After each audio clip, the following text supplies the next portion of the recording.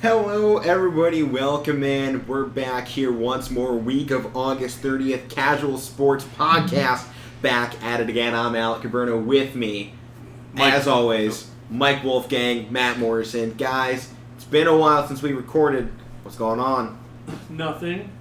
Well, how's semester started? We started today. We got YSU back at it. We got football back at it in the NFL, college.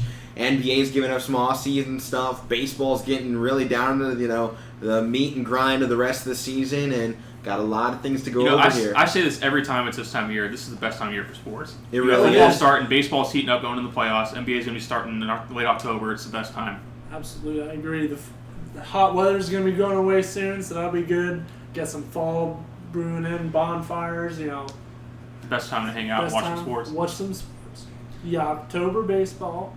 And then you got, college football. So Yeah, you got the winter football, which is when you get down to it. Bowl games, playoffs, championships. It's wonderful stuff. Before we get started into today's show, make sure to like this video. Share it out with all your friends. You're not a good friend if your friends miss out on sports, so share it out there. Be a good friend. Be a good member of society and spread out the sports. Make sure to subscribe too, because then you're missing out on sports. And why would you want to do that? You're watching this. All right, so let's get things rolling along. We're going to start off Major League Baseball. Mike, why don't you take it away? All right, so we're going to start off with the American League East, because I think as we're getting into the final month, this is like the most entertaining division race that we have going on. So we have the Rays. They're still in first place. They continue to walk the Yankees, who are getting hot, as we talked about before we came on the air. They are 21-6 since the month of August, and they're in second place. They're now the first wildcard team in the American League East, in the American League. The Red Sox they're still playing well, but the Yankees caught them. You still have them in third place. And you still have the Blue Jays, who are in fourth place. They might be the best fourth place team in baseball. They could be probably second, maybe first team in any division. So that's a good division race we have going on. So what do you guys think about this one? It's getting tight. Well, baseball season's getting exciting. We've talked about this time of the year, and Yankees really are heating up. Tampa Bay, they've had a commanding lead. They've looked pretty good and solid all season long. No one's really kind of challenged their reign since they took over at first place, and 6 games up right now, 9-1 of their last 10 on a 7-game win streak, and also having one of the largest point differentials in all of Major League Baseball, standing at 163. And those numbers speak for themselves. It's currently second place, only to the leaders of the AL West in Houston, who are at plus 176. So we got some fantastic scoring baseball here out of this team, and Yankees are just plus 52. Red Sox are just plus 63. So you're looking at these point differentials here, and how are these teams really kind of stacking up when it comes to multiple games, and how are these getting put together? I think Tampa Bay's got a controlling lead. I don't think they're going to give it up here in the AL East. But I think Yankees and Boston right now are just fighting for that wild card spot. Yeah. That is what they're going for. And that's going to be the rest of the season now. Obviously, still, a long way to go. I think we're, 30, 35, 40 games left, depending on schedules. And so long as games stay uncanceled, which they've been pretty good at this season, haven't had many, if any, cancellations due to COVID. There were some a few months ago. Maybe at the start, but the whole summer there always happened much. There's really 1 or 2 a week that might get canceled. So they've been running it fairly good, and the AL East is fantastic, except for the Baltimore Orioles. Yeah. And I just want to give them... but your fourth place team is Toronto, and they're a good baseball team. Right. Yeah. I just want to point out where the bottom of the barrel is here for the AL East. 40-89 with a point differential of negative 231. When you're playing all them 4 teams like that, they're going to be... They don't have and that is the worst point differential by 40 points. So... Yeah, well, they're getting beat up on the teams at the top. Which is understandable. They're kind of low on talent. And I just had to point it out there, all that stat information. Just to give the AL East the full span of what's going on. So, wow, they have 4 really good teams. Who else is in that division? There's got to be a There you go. They have one season highlight, and that's John Means throwing a no-hitter, I think. That's all they've done. Well, the no-no's pretty good. Oh, yeah. But yeah, talking about the Rays, you have young guys all over the place, really, but their top prospect, Wander Franco, who's been up for almost a whole year. He currently owns a 29-game hit streak, or on-base streak, I'm sorry. And the only player that's done that at the age of 21 or younger has been Mickey Mantle. Oh, wow. Well, so they got some young talent in Tampa, and they always have, when they lose these guys, they always have somebody in their minor league system's always loaded. When they lose somebody, they always have guys coming in. That's how they always stay in the float. And like you said, I don't think they're going to give up this lead in the division. So yeah, in the wild card race, like you said, it's probably going to be New York or Boston. Oakland's still there, but they were playing good until they played the Yankees about a couple weeks ago, and then they lost like 2 out of 3 or something like that. You know, don't count Seattle out too. They're at 70 games, and Oakland's just 72. So I mean, there's still some room to go there in the AL. And Seattle, despite having a negative point differential, sitting in that race. So if they can get the offense rolling in this later half of the season, keep that momentum coming along, I think they're in a good spot potentially to take that from Oakland. I know Oakland, has had kind of a good season. They've been up and down, but these last 10, 4-6, obviously on a 2-game win streak. But they're still kind of teetering back and forth. They're a good team. We'll give them credit where credit is due. But I think they're still struggling to find a consistent rhythm. They had a couple of players in the trade deadline. Yeah, they picked up some nice pieces, and they were, as you said, they were playing good before they played the Yankees. As a lot of other teams have had that problem too the last month or so. The Yankees have been on a tear, but I mean, they're stacked. They are. They definitely are. I watched that, the Field of Dreams game with them and the White Sox. I mean, the White Sox won on a wild card 9-8, but I mean that was a battle, and you might see them match up again in the playoffs. Like that might be like an We can hope so. Yeah, you could have and see that. Yeah. And we're going to talk more about the playoffs as we go down this final month, but since we have the final month, we're looking through it. But the American League is a lot more loaded than the National League, I think.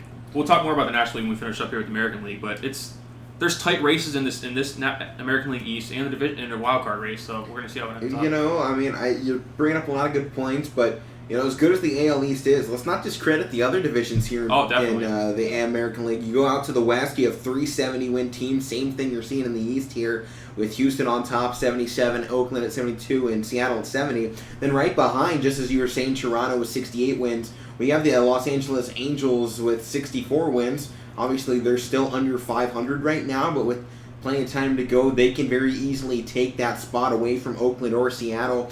Whoever really can make this run down the final stretch of the season probably has the best chance if Boston or one of those two teams. I mean, they're gonna have a hard time. They still have a legit shot that you could have to talk about and at least consider when you're talking about this. So these teams aren't too far back. Most likely, you're not going to see the Angels overtake Houston for first place in the division as they're 13.5 games back. But I mean, we're still talking similar things, even in the AL Central with Cleveland and Detroit, both teams sitting at and under 500. But with this last stretch, there's still enough room that if they make a good run, just like we saw the Yankees just do, if any of those teams go 21-6 here as we're entering into September, we're talking about another chance for one of these teams to really put themselves in that wild card spot. I don't think anyone's taken first place away from the White Sox in the Central. Right. They pretty much solidified. I think in the AL, the top spot is pretty solidified for most of these teams. There's a reason they've been in that spot, and I think that's where they're going to stay. But, I mean, there are some chances for, I think, a few of these teams here that we're kind of overlooking a little bit. I mean, you're even looking down the AL Central between Cleveland and the bottom feeder Minnesota, who's at 57 and 73. There's only 7 wins in between those teams, so they're not too far apart. I mean, if we're still at the point, just about any team besides the Baltimore Orioles and the Texas Rangers, if they have a fantastic week, a fantastic September, just like we saw the Yankees have, they could be right in the spot, closing in come playoff time to get that final wild card spot. And this is where that marathon starts. I mean, you talk about I don't want to say overlooking teams because these teams deserve respect for they're in the first place, but like we haven't even talked a lot about Houston this year. That's another reason why with the American League it's so interesting because you have so many good teams. We haven't even talked about the Astros. I think everyone still hates the Astros. So. That's probably why nobody talks about it because everybody can't stand them. But they're still a good team and they're in first place. So they're obviously a contender, but it's just deep in this American League.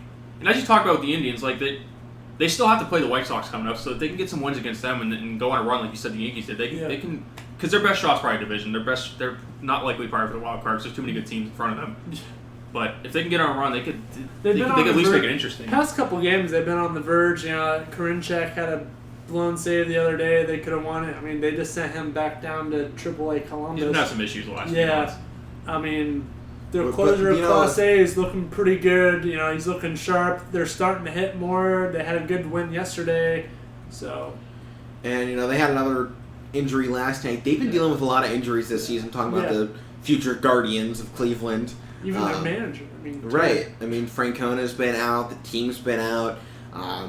It's basically become a developmental season, and I think for being a developmental season, it's doing pretty good. They and honestly could have used it too. Honestly. Right, definitely. After getting everybody in and out, I definitely feel like this was a good year that they've kind of rebuilt without falling into last place or falling into Baltimore territory. Completely falling out of everything and probably struggling at the bottom for the next 4 or 5 years. Indians, at least right now, can stay in the middle of the pack with the talent they've shown.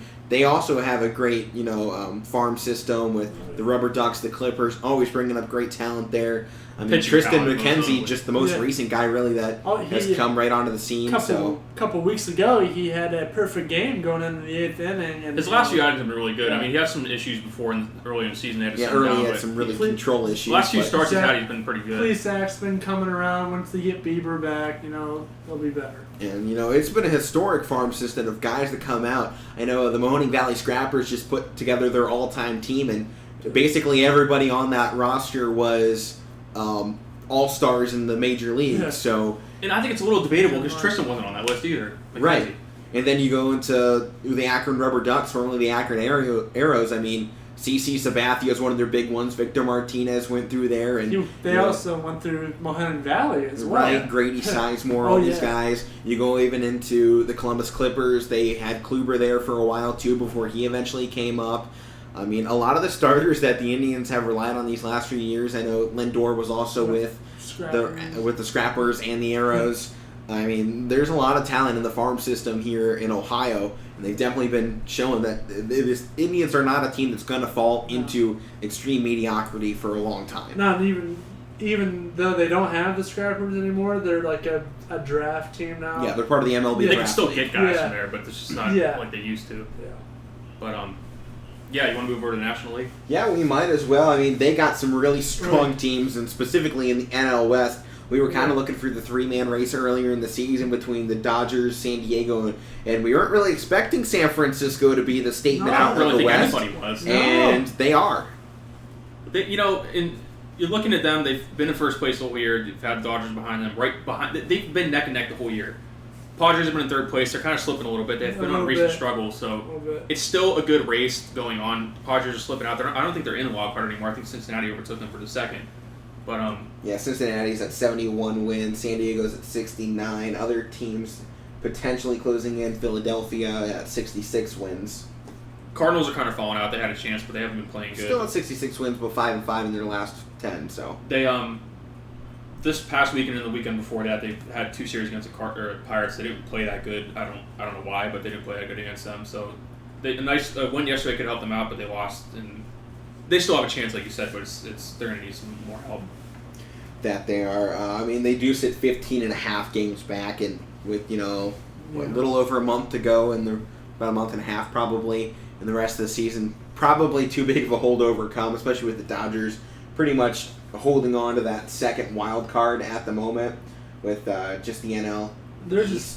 They're just 2.5 games back as well. So I mean, there's a very good chance they overtake San Francisco at some point. I mean, both those teams obviously back and forth. The scoring differential for the Dodgers has been the big number to look at, plus 209 right now. San Francisco is just plus 147, but you know what? They're winning at home and away. 42 wins on the road, 42 at home for San Francisco. So I mean, they're doing exactly what you need to come playoff time, be able to win at home and at the road consistently, and that's nothing you can say out of any other team in the NL. Obviously, Dodgers are 43-39, home and away split there. But you talk about consistency that you want come playoff time, it's that 42-42 split for San Francisco. Yeah, and like I said it on when baseball season first started on the show, like I was kind of waiting for San Francisco to tail off because I didn't think they had the pitching to do it. But their pitching, they've gotten good production out of Kevin Gausman this year. They still have Johnny Cueto.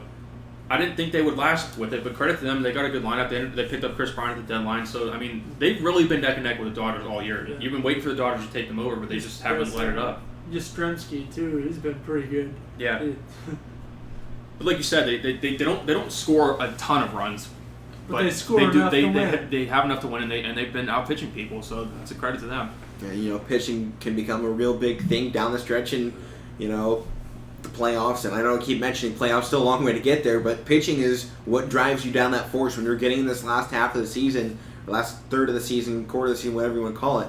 When you're getting down to this stretch and all your players are tired, you've been going the full grind, over 120 games into the season, and you rely on a deep pitching rotation right now to get you through some of these games. And especially we saw with the Indians a few years ago, come playoff time, if you only have 3 pitchers that you can depend on to get you a win, then you're not going to be able to win the World Series or even make it that far because your pitchers are going to be exhausted. So, it doesn't really matter sometimes if you can score 10 runs in a ball game like the Dodgers or the Yankees.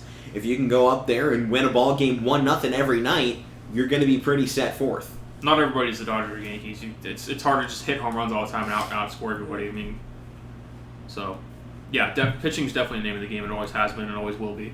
So let's switch it up. And NL Central, Milwaukee. They're sneaking up right in there. 79 wins, currently in first place. They're my dark horse in the National League. They're a solid I think team. it's a good, dark horse there. And right behind them, in a potential wild card spot, is the Cincinnati Reds, who really didn't look like they were going to be the team that was in a potential wild card spot at the beginning of the season. And even really coming up to the All-Star break, they were just kind of teetering right there in the middle. You expected them to fall back at some point. They haven't. They have stayed strong, now 10 games above 500. They're improving on their scoring differential, now at plus 37, second best in the NL Central, and 6-4 in those last 10 games. They are in a bit of a losing streak right now. 2 straight games they've gone down. But they got St. Louis Cardinals again tonight, who they can extend their second place lead over. St. Louis currently right now in third place, 66 and 63 in the NL Central. Cubs and Pittsburgh kind of falling behind out of the race right now. The thing with Cincinnati is, like, as you said, after the All-Star break, they went on a tear, and their veteran Joey Votto's led them through. He's been on a tear hitting home runs since the All-Star break, so that's kind of what's propelled them to the worst spot Nick they're in. Castellanos suddenly came around. I remember when Detroit and kind of floated around for a while, and then finally, boom. He's one of the game's better hitters right now. Yeah. But, yeah. Wait, hold on. Before we talk any more Cincinnati, which team won the Ohio Cup? Just the saying. Indians. Right, there we go. Thank you. Cleveland still reigns supreme in Ohio. That first doesn't matter about the wild card. That first match, though, they killed us 10-0. I was so mad. Is the Ohio Cup like a real thing, though? Yeah, Yeah. I I thought it was just like what they called it, like a few years ago. No, there's I know literally a cup, and it's stayed in Cleveland the last 3 years. I didn't know that was an actual thing, but So retained it. but yeah, it's kind of hard for me to call Milwaukee a dark horse because they are in first place, but like it's like they're a small market team. They're in first place. They have been all year, but nobody really talks about them as being a contender because everybody looks at the National League West. I mean, the National League East is it's kind of weird because the Mets were in first place at the All-Star break. They've fallen off. We'll talk about that in a minute. The Braves are. I mean, the Braves are starting to play better, but it's like they've had injuries. It's like they're not the same Braves, but the National League's kind of weird. It's like they're doing better. They have a really good top, but they're and not then, like the middle is like okay, average, and then you get to the bottom and you're like, all right, we don't want to look at them. Yeah. Kind of like it is with the AL as well. A very large, strong top, and then like a very small, medium ground, and it's like, these are okay. And then you get down to the bottom, and you're like, please, I don't want to watch this. This isn't a baseball. I'd rather go watch, T-ball, where at least we get to see hits. We don't have to watch bad pitching. We can watch the Little League World Series. I know you don't want to talk about it. No, we don't want to talk about it. It didn't happen. Ohio, you had a great run. Nobody won, so they had to call it off, canceled 100%. Definitely nothing else happened. Don't look it up. We have to at least mention it, I guess. But there was a Little Little League championship. It doesn't matter. The results, were rigged. Did it happen last year? Little League World Series? I don't remember. I was going to say, at least it's back this year, so... but yeah, so that's that. They had a championship game. Ohio was in it. And I didn't the keep up with results it that never much, came out. but I saw it. Yeah. Results of the game were never released. It's odd. Don't know. I don't know who the other team in it though was. So, some team up north. I don't know. Michigan. Yeah. Say it. No. Who? You're not an Ohio guy. Stop it. I can't stand them. No. Can anybody though? I mean, as a Penn State guy yourself, you can't say I you can't like. I rather like stand Michigan them. than Ohio State. Heck yeah. Are you kidding me? This guy's off the show. What's? We're now taking applicants for a third member of the Casual Sports At least we can beat Podcast. Michigan. We can't beat Ohio State. That's why I'd rather say that. All right, we're on baseball right now. We'll talk college football in a minute. Yeah, we will. I mean, we're pretty much done. I mean, the Mets, they're a mess. So I mean, Who yeah, cares they're a about mess, the Mets? 63 and 67. I I mean, can't stand them. they still have a good chance, though, to take home the division here. I mean, Atlanta's only at 70 wins. Mets are 7.5 games back. Don't forget about the team in second, though, the Phillies, Philadelphia man. team. 66 and 64, 64. yeah. 5-5 in those last 10 games. Kind of need to improve on that. They're down in the scoring differential. Only one team in the NL East that's actually in plus territory when it comes to the scoring differential, and that kind of reflects the standings. And it's still pretty close between those top three teams. I mean, Washington, it would take a lot, but they can make a run. And same with Miami, who's really the worst team in the NL East. Is Playoff Miami team from who's at last year, too. 55? Yeah, you remember them in the playoffs last year. Right. They had a good run. I thought they were going to be. But you're The talking NL about East is kind of a strong block of their own, in their own way, but they're still kind of waiting for their shuffle to finish. This is why, like, with the National League, especially this division, I said it was weird because, like, your best team in that division in first place is only 11 games over. Everybody else is kind of average. I mean, the Phillies are kind of, like, confusing because you're waiting for them to be good, get Bryce Harper, they have a bunch of other guys, but they don't really have the pitching. But on paper, they should be better than what they are. You thought getting a manager like Joe Girardi was going to help that out, but it hasn't really come together yet. So, I mean, they're still 4.5 out, like you said. They still have a chance, but I don't know. It's going to take a run, and the Mets are a mess. I'm counting the Mets out. They lost 21 of the last 30 games. They kind of dug themselves in the hole. They still have a chance, but they have to play somewhat better, obviously, than what they have been playing to even get back into where they are. So, it's not looking good for the Mets. Yeah, well, what's new? They're The getting Mets are a they're mess. getting arguments with their fans, man. Yeah. Their players are arguing with the Hey, fans. there's a reason Mets and Mets are only one letter Yeah. off. Yeah. That is So- true. As we get into things here, we're going to move on. College football, it just started week 0 last Saturday. It was a great start for the Big Ten. They got the prime midday spot on a They got Saturday, Fox, and yeah. they get the big Fox. It wasn't noon, so it was at 1 o'clock, and it was some pretty good football. It was Big Ten football, to be exact. Illinois took home the win over Nebraska. Final score ended up being 30-22. At the half, Illinois was absolutely dominating Nebraska, but Adrian Martinez and Scott Frost put in a good game plan in that second half, really stormed back. They just had dug themselves too big of a hole early in the ball game.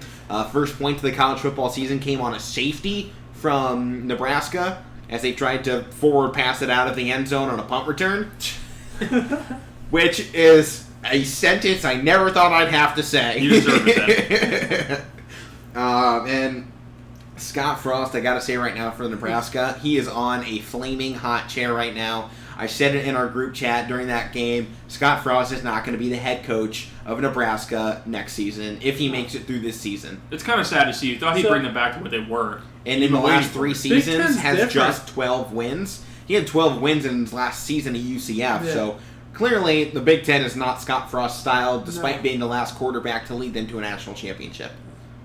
And a while ago. They weren't in the Big Ten at that time either. Right. They They were a moved Big 12 team. Yeah, divisions. I mean, Big Ten's a way tougher division than the Big 12. It's different style of play. And Especially now with, I didn't put this even in the notes, but the Big 12 losing their 2 biggest members to the SEC, Yeah. Oklahoma and Texas, so they're officially moving over once the TV deal expires. I believe it's 2025 is when they will become a member of the SEC, 25 or 26. The Big 10, Pac-12, and Big 12, Pac-12, Big 10, and ACC just signed a...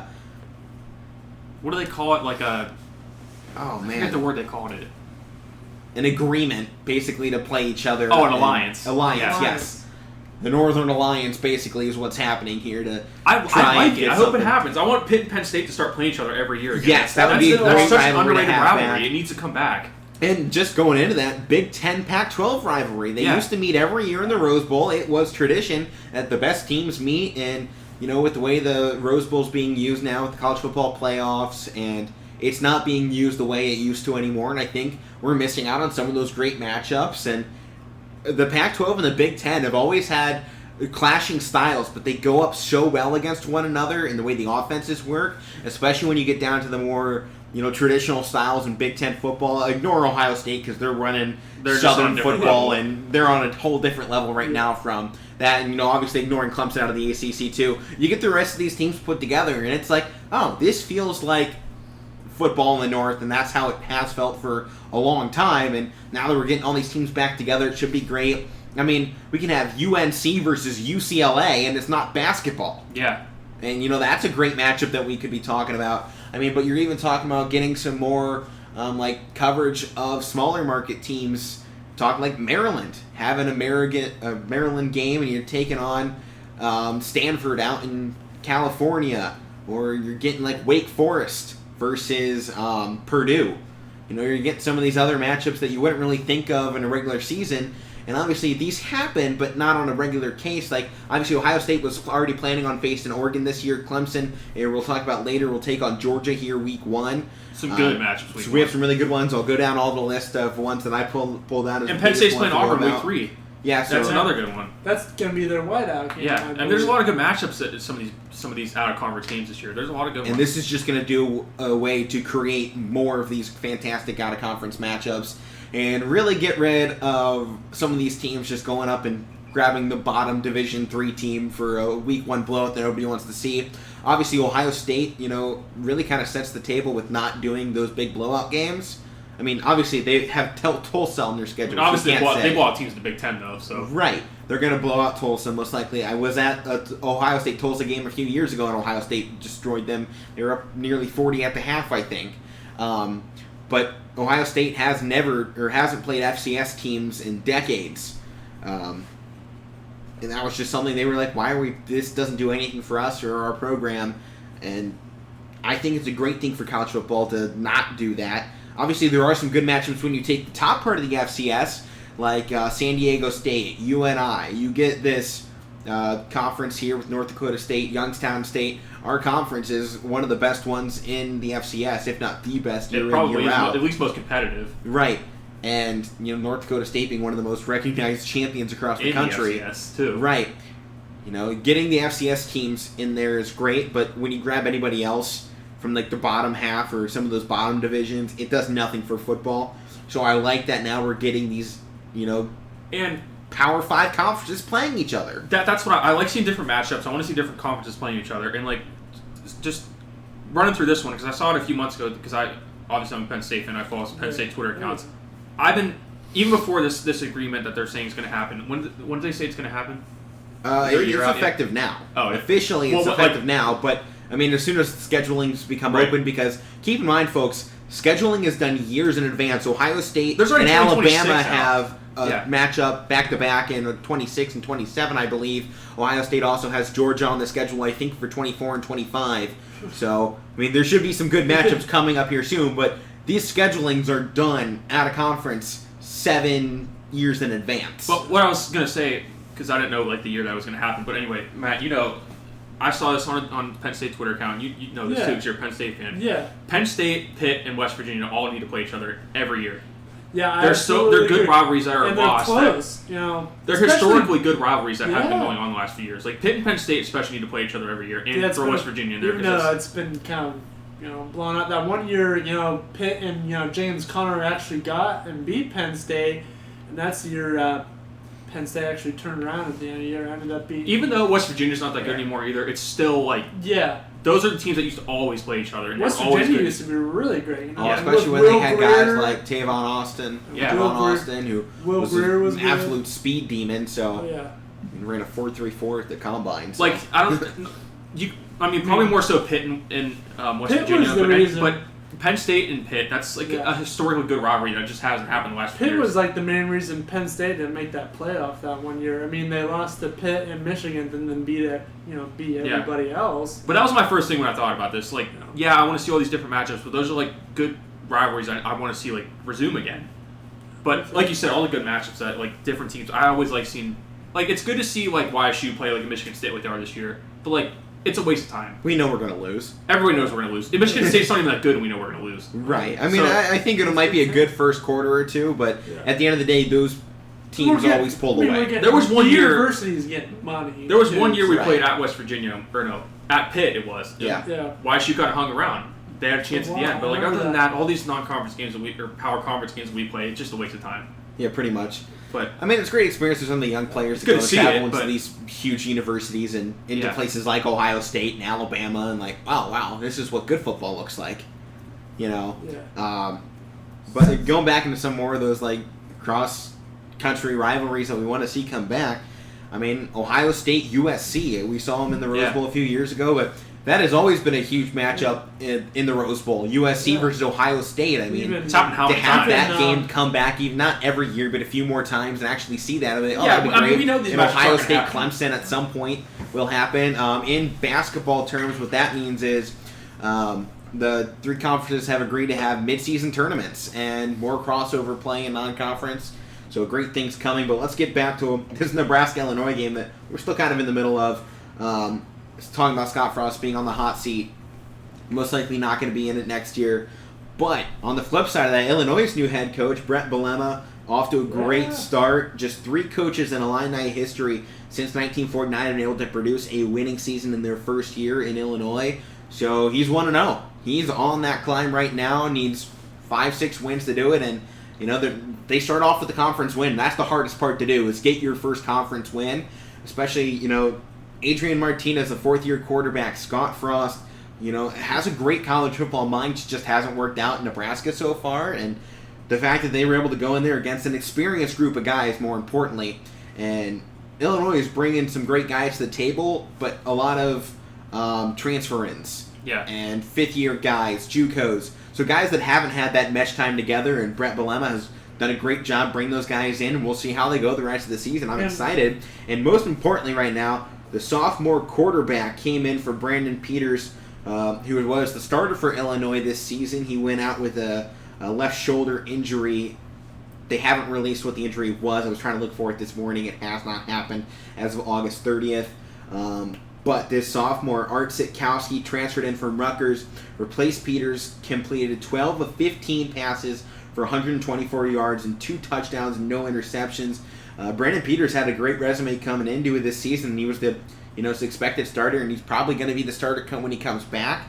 But Sitkowski has definitely made his stand for coming in as the new quarterback for the Fighting Illini last season. Or so far, Peters has started 16 games for the Illini over the past 2 seasons, completing 54% of his passes for over 2,000 yards and 21 touchdowns. And just 8 interceptions. Last season, though, it didn't have a single interception. That's something you love to see. But I think they're liking this new style of offense that Sitkowski brings them, and they were very successful behind him in running the offense. Yeah, and I didn't really watch much of this game. I kept the scores. I saw that, Illinois jumped out the big lead after the first half. Yeah. But as you talked, as you look at these Big Ten schedules. I mean, you talk about starting with conference play, then you go out of conference. I mean, I'm sure you might not think this late Ohio State schedule because they're on a different level in the Big Ten, but they have Oregon coming up. I mean, I'm looking at Penn State's schedule. They open at Wisconsin. That's a tough game to open up. Tough game. I mean, Ohio State and Minnesota. Don't overlook that game week 1. We'll talk I was about going to say that more. too. Yeah, that'll be a tough matchup. But then Oregon, and obviously they'll get Tulsa, which will be the blow pass game. But they're going to need that after those first 2 games opening up. Especially, we'll talk Ohio State later in the new quarterback situation. But back to whatever. I mean, I was just saying about the schedules. I mean, there's. Oh, go ahead. If you I want to touch on Brett Bielema. Like, this guy knows how to coach in the Big Ten. Like, he coached at Wisconsin for years before he left, where he went to Arkansas. He was down in Arkansas, struggled a bit, and then he actually went into the NFL and was a coordinator underneath Bill Belichick and the New England Patriots. So now he comes back, replaces Lovie Smith at Illinois and starts out 1-0. I mean, you can't ask for anything better. You just got to keep it rolling. He led Wisconsin to the Rose Bowl a couple of years, I believe. And they're in the Big Ten championship game almost every year, just like Ohio State is. I mean, they're usually the teams playing for it. Yeah. And he's also built up a good reputation for Wisconsin that they have been able to maintain, and that becomes a big part of what is your old coach is doing for you. They build you up, and once they leave you with the right pieces to continue. That's somebody else able to step in and continue with what they right, and that's what Urban Meyer did for Ryan Day. He left him everything he needed in a blueprint that Ryan Day went in and was able to put his special parts at. And obviously Ohio State has built up the resume over the last 100 years between Woody Hayes, Jim Tressel, even into now with, going from Jim to Urban. Luke Fickell, who's now down in Cincinnati, was only there for 1 year, but he was an offensive coordinator underneath Tressel. I remember. And a little bit under Meyer before going down. He was also the interim head coach, too, after, the whole stuff happened. That's what I said that. And then, Ryan Day now, obviously continuing this great tradition of good coaches at Ohio State. Yeah. And, Brett Bielema set up great things for Wisconsin. Hopefully he can do the same for Illinois. He's developed great players. He developed Russell Wilson at Wisconsin. Now look at Russell Wilson. I mean, Super Bowl champion. He's in the league. He's in the race for MVP every year. Well, so for the first half there. For the first half, at least. But he knows how to build players. Too, I mean, right. He knows how to build players into stars. Right. And you know what? Maybe that's Art Sikowski, the next big star. He's got a good first game to go with it. I believe there was a quarterback a long time ago who, until recently, at Ohio State, held most of all passing records there in Art Schluster. So, you know what? Maybe Art Sikowski will be the next Art's big the name. It's the art. It's the art of football right there. Nice. But also out of week 0, UCLA came out in dominant fashion Big win against for them. Hawaii, 44-10. Oh, They didn't God. let up the I whole wish a game. little bit. And, I mean, they're looking to be a big dominant force in the Pac-12 this season. I think they got a good chance on, depending on how Oregon fares against Ohio State, UCLA could be right up there challenging them in the Pac-12 here this season. They got Dorian Thompson-Robinson back at quarterback. He's a great talent, and he's coming off a season in which I think he was injured for half of it. So, and obviously up and down seasons everywhere. It's hard to count a first season or second season. Really, it's hard to look at last season and really tell anything from it. For really a lot of teams, it's hard to. But as you talk about UCLA, I mean, going in, you kind of figured they beat Hawaii, but they really didn't let up the whole game. And it was a big win for them to open things up under Chip Kelly. So we'll keep an eye on UCLA this year, as you talked about. I think they can make it interesting at least. And they have a great non-conference game coming up next week at the Rose Bowl. They're hosting LSU. So, obviously, LSU not the same that they were with Joe Burrow, but They're still a good still- program. They're still a premier SEC Still have opponent. a great So, coach. And their defensive coordinator has to be better than the one they had last year. So we'll get into it here. Week 1, big start. Thursday, 8 p.m. prime time. Ohio State, Minnesota will clash to start the season. Before the game, C.J. Stroud named the starter for Ohio State this season, but it's the first time, I believe, since 1959 that Ohio State is starting a quarterback that has no snaps coming into the season. J.T. Barrett was the last freshman to start for Ohio State, and we know how that turned out. He holds quite a few records. And, didn't get the national championship with him at the helm, but he did lead the season that, ended up with Ohio State in the championship. Granted, fantastic team they were on. So, he was in a Heisman race the whole time. He was at Ohio State, 4-year starter, so. As you talked about with this game, there are actually a lot of these Big Ten games opening up. I mean, some are starting conference play and then they go switch over. But, I think Ohio State's going to win this game, but it's going to be a tight game, at least for the first half, I think. I think eventually Ohio State will pull away what they usually do in the second half, but it's still Minnesota. They've been good the last couple of years. If we see the Minnesota from 2019, this will be a fantastic game. It'll be a shootout. Because this is what that Big Ten championship game was supposed to be. Minnesota was right up there. They didn't end up getting in, and I believe it was Northwestern that got in instead, and it was originally going to be Ohio State, Minnesota, but I don't remember if this was last year or year before, but Minnesota has been a great team in recent years last under couple PJ years, Fleck, and he has built a great problem. And he's even had me rowing the boat a little bit there. And I love Minnesota. I got nothing against the Golden Gophers, but week 1, it's go Buckeyes for me, obviously. Yeah, definitely. Like I said, I think Ohio State's going to win, but it's going to be an entertaining, at least for the first half, because Ohio State usually finds a way to pull away in the second half. So. And we're talking about some fantastic players coming in for Ohio State. Are kind of arguably the number 1 wide receiver core in the country. Alabama's kind of close behind them, but right now it looks like Ohio State's far and away the best. Obviously, returning Chris Olave once more for his final season. Sick receiving. They'll have Garrett Wilson back again, Garrett who was Wilson. amazing last year. Awesome. Julian Fleming, who kind of had a down freshman year, he's back. They lost Jamison Williams. We'll talk about that later down in the show when we talk about some other games going on week 1.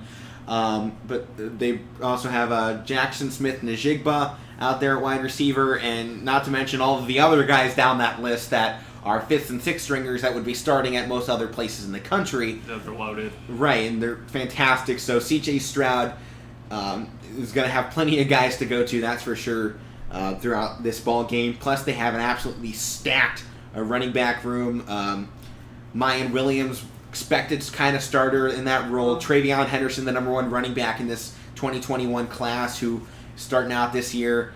And not to mention Ohio State also will have depth at quarterback, something we haven't really been able to say that, if they have an injury, who's up next? last year, if Fields went down, there was a lot of question marks who was coming up next. We don't have that question anymore. There are so many guys under him, including a recruit that has a higher rating than Trevor Lawrence and Quinn Ewers. Yeah, who's redshirted right now. Yeah. So, tons of talent at Ohio State right now. He skipped his last year at high school, didn't he? Yeah, he completed all his credits in high school, so I think he's enrolled in college but still finishing his fall semester in high school, so it's kind of like a weird interlude thing. So, yeah, but he had enough credits to quote-unquote graduate, so he did. So he went into the college football, and he's going to get his sponsorships. He's already signed a deal with a kombucha company from down in Texas, so you know what? Go him. And hopefully we don't see him transfer out of Ohio State because I want to see him there at some point in the future. Yeah. Obviously, I'm very excited for C.J. Stroud, but most likely he'll be gone soon as well, too. C.J. Stroud will be something to watch. Right, that he will. So hopefully we can get a season or two out of him in which he's healthy and is up to the hype he's expected to, and there's lots of talent there. In Ohio State, you even go on to the defensive side of things, and it's a whole nother story on that defensive line. So you'll see all the guys come here on Thursday, and they're the big game on, so no one's going to be watching anything else. And I think it's the perfect time to have Ohio State on a Thursday there. Obviously, we're going to have Youngstown State hosting Incarnate Ward. Yeah. It is what it is. Is it the same time? It's at 7 p.m., so Ohio State's at 8, YSU's at 7. I'm watching Ohio State. Sorry, Youngstown. Yeah, I mean, I'm like... It's a Big Ten matchup, so you got to watch it. Should be a great game, though. Also, another good game on Thursday, not nearly as big. Temple at Rutgers. I think this is a great chance right now for Rutgers to get a big win. Temple had a decent year last year, too. Yeah, but I think there's a great chance for Rutgers to get a big win to open play, and I think they need to win this game to start to show that they belong in the Big Ten, that they are one of these teams that can start out a season going away in non-conference play and hold up the standard that the Big Ten holds. The Big Ten going up against a lower ACC opponent should win 9 times out of 10, and that's kind of the standard we have started to hold teams to. When you're talking about a top-tier team that Greg Schiano wants to build at Rutgers, that he did have back when they were in the Big East, it starts with getting a win against a lower-ranked ACC or are they ACC? No, they're AAC opponent. And he's slowly starting, it doesn't seem like it recently, but he's slowly starting to build that program up. So I think, like you said, getting a big win like that, Temple was pretty solid last year, so getting a win over them to start things out would be big for Rutgers and their confidence. That way, that will. Then we move into Friday, seeing another early conference matchup for the ACC between number 10 UNC and Virginia Tech. UNC trying to make a statement early in the season, and they're going to basically need to win every single game this season to try and secure a spot in that ACC championship, and then potentially the college football playoff. They don't have Clemson on the schedule, so the only chance they'd see Clemson is in that ACC championship. If they want a chance to go into the ACC championship with a chance to make the playoff, their only chance is losing to Clemson, or if they can beat them, that's fantastic. But to lose to Clemson and then still get in, they will need to have a perfect regular season. So Mac Brown's done great things there, that program for decades, and they're back. He's brought them back. Their recruiting numbers are off the charts coming into this season the past few years. He's built up the program once again, and I remember when I was younger, UNC was one of those top programs you talked about. And the Tar Heels, they're right back to where they were, top 10 program coming into the season. We'll see if they can stay there. I kind of hope they do. And I love to see it. I like seeing these schools that are recognized as basketball schools be good in football. I mean, you've seen, not lately, but Duke's kind of been competitive. I mean, they had a good year, but it's good seeing some different teams like UNC. And then, like you said, they used to be really good. So it's good to see them back. But potential upset on Friday. I don't know if you can even call it an upset. South Dakota State going to take on Colorado State. South Dakota is a fantastic team. They're up there every year in the FCS, just along with North Dakota State. They'd probably have won 15 national championships if it wasn't for North Dakota State, edging them out every single year. Yeah. So South Dakota State, I got a feeling against Colorado State, I think they can take home a very big win there to start off the season and get the FCS a lead over the FBS there. That's a pretty good game to watch, too. It will be, and there's a few others coming up this Saturday that between some FCS schools and the FBS to look out for. Other games going on there. Michigan State versus Northwestern on Friday night. Should be a good game. MSU showing off their second-year head coach Mel Tucker in his first full Big Ten season. And you kind of have to give it that leeway in season one. We don't know if that was a COVID season or what to expect from them. Because obviously Penn State even had it down here, but they started in the top 25 in the rankings. So we'll see if Penn State can jump back. We'll talk to them more too coming up here I got some stuff later on that. weeks and today. But Mel Tucker went 2-5 in his first season, so we'd love to see Michigan State back in the top of the Big Ten. Yeah, definitely. I mean, just not long ago they were in the top of the Big Ten. I mean, they've Yep. had some down years, but it'd be good to see them back. And on the flip side of it, Pat Fitzgerald and the Wildcats once again trying to make their way to the top of the Big Ten West. They've had some great runs recently. They've been garnishing or gaining more national recognition for the program, and they are building a contender out of Chicago. Yeah, I mean, like you said, it's good because I don't remember ever seeing Northwestern that as good as they were last year or so. So they're building something good there with Fitzgerald. That they are, and Saturday starts off the big noon kickoff game, number 19 Penn State and number 12 Wisconsin. Penn State last season 4-5, Wisconsin 4-3. Both teams, though, I think coming into this week one, are trying to show they deserve that top 25 rank because there's a lot of question marks on those two teams after last season. Do they really deserve a spot in the top 25? Especially people were talking Penn State. They had a losing record, 4-5. I mean, it was close to a full season, and they didn't look good, at least that first half. The second half, they came back a improved, little bit, yeah. but there You were wanna a talk about lot of now? question marks coming into Yeah, that I mean, season, coming into the season on whether or not they really deserve to be Well- it. And I think the rankings kind of show that, having them all the way back at number 19. I mean, you look at some of the teams right around them, the Raging Cajuns right up there at 23. Texas is at, I think, 21. So some teams back there that, have some big question marks going into the season. And I believe Coastal Carolina is up in the rankings as well, as they should Yeah, be. after what they had last year. But talking about Penn State last year, it's not. I mean, I'm not going to put fully on COVID because everybody had to deal with COVID last year. But they had some guys out with COVID, and obviously you didn't have Michael Parsons last year, who was arguably the best defensive player in the draft last year. Pat Freiermuth was kind of back and forth if he was going to play or not. They, like Matt said, they did come on at the end of the year. There was some stuff to look forward to those last 4 games. The thing I didn't like last year was Sean Clifford was kind of inconsistent. We saw Will Levis come in, who transferred out, but he was kind of inconsistent. But he found some stuff the last couple games, so that's something to look forward to this year coming up with Sean Clifford. I think he's going to have a big year bounce back. Yeah. You take a look at their Last offense. year. They have 2 good, actually pretty solid receivers. You still have John Dotson, who's they're probably the number one. Great. Parker Washington's back.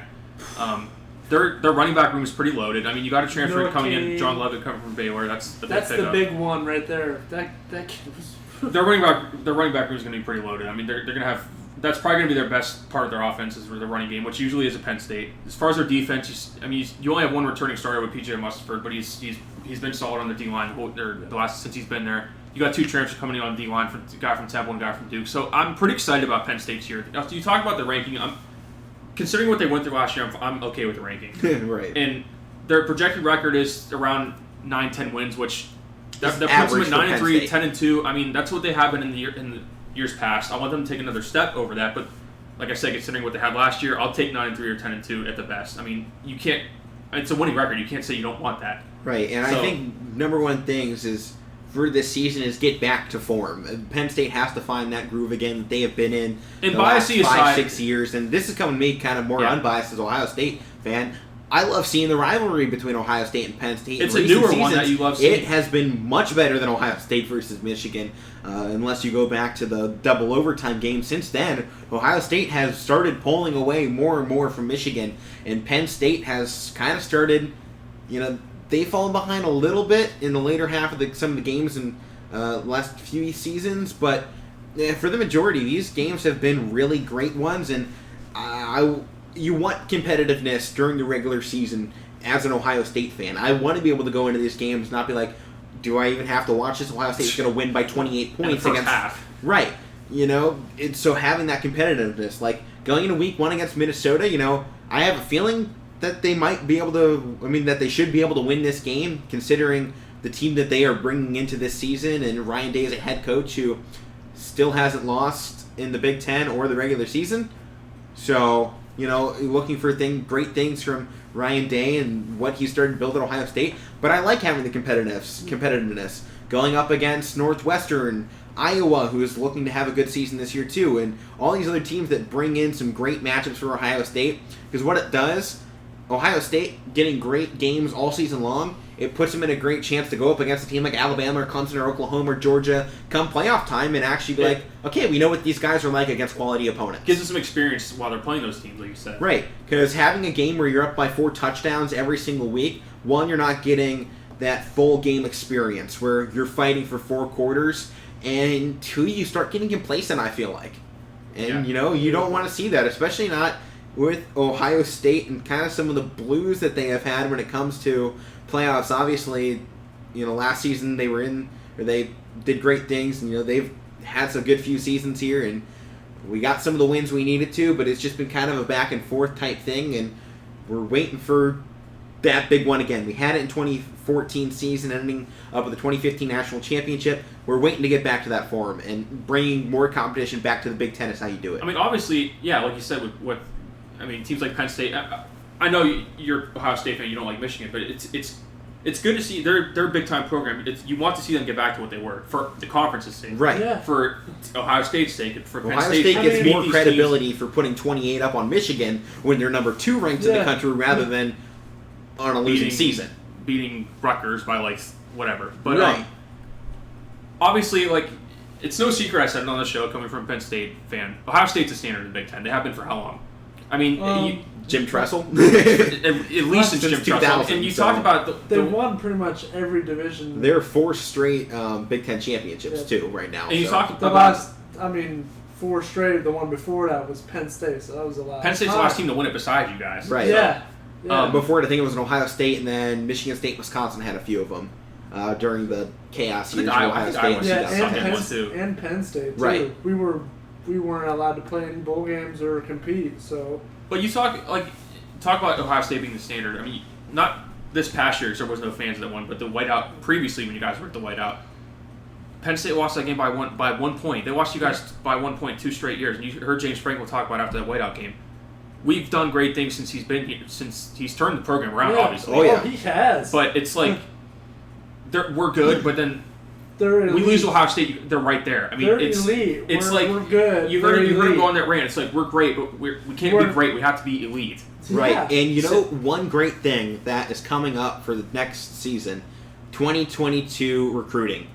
24 recruits already committed to Penn State, 14 of which are in the top 100 for ESPN's top 100 list, and they are first place, way above anybody else in recruiting for next season, and that's something you'd love to see. Even coming off a down year, James Franklin still going out and being able to pull in recruits.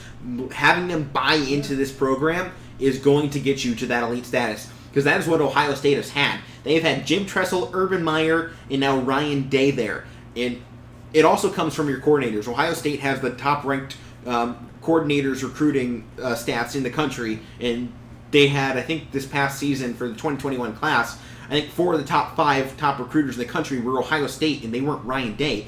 They were Kerry Coombs, Larry, I can't think of his last name, our defensive line coach, who is the best defensive line coach of all time. To have Penn State come out there and take home recruiting numbers in the Big Ten, and most importantly in the country. It's great for the Big Ten. It's great for Penn State. Nationally. Larry Johnson, yes.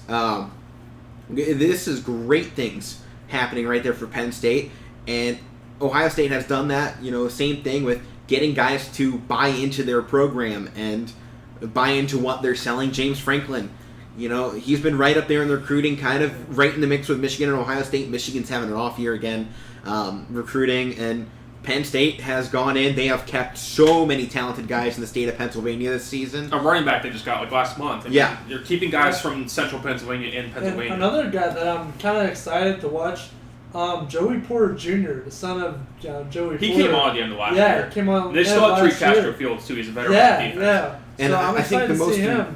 And I think the most important thing is recruiting. Before you go out and try and win states like Florida, Texas, and California, you gotta win your own have state. to win your own state. That is how Jim Tressel built up Ohio State in the 2000s era when, they were one of the top teams to beat in the country. They had a streak of going to the national championship and didn't bring them home, but that's not the point. Yeah. They were one of those top teams year in, year out, and they did it building off guys from Ohio. I mean, you talk about the Youngstown Boys documentary that, all were Ohio State guys, and you get down to it, Ohio State built up on the strength of Ohio. Pennsylvania has just as strong players, just as strong high schools. They can build up off of their state. You have to win yours before you go take theirs. Yeah, and to your point, you talk about, like, what states you talk about in terms of, like, the most competitive high school football teams. You talk about Ohio, Pennsylvania, Florida, and Texas.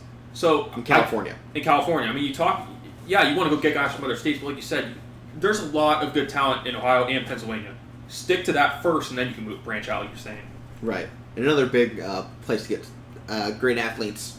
Not a state, just one place, Las Vegas. They have some pretty good teams down there as well. So I do. Athletes in all sports, too, in Las Vegas. yeah, that's 100% for sure. Well, let's continue down this list after we're on our Penn State tangent, unless Matt wants to go one more. I mean, are we moving on from college football? No, we're still okay. there.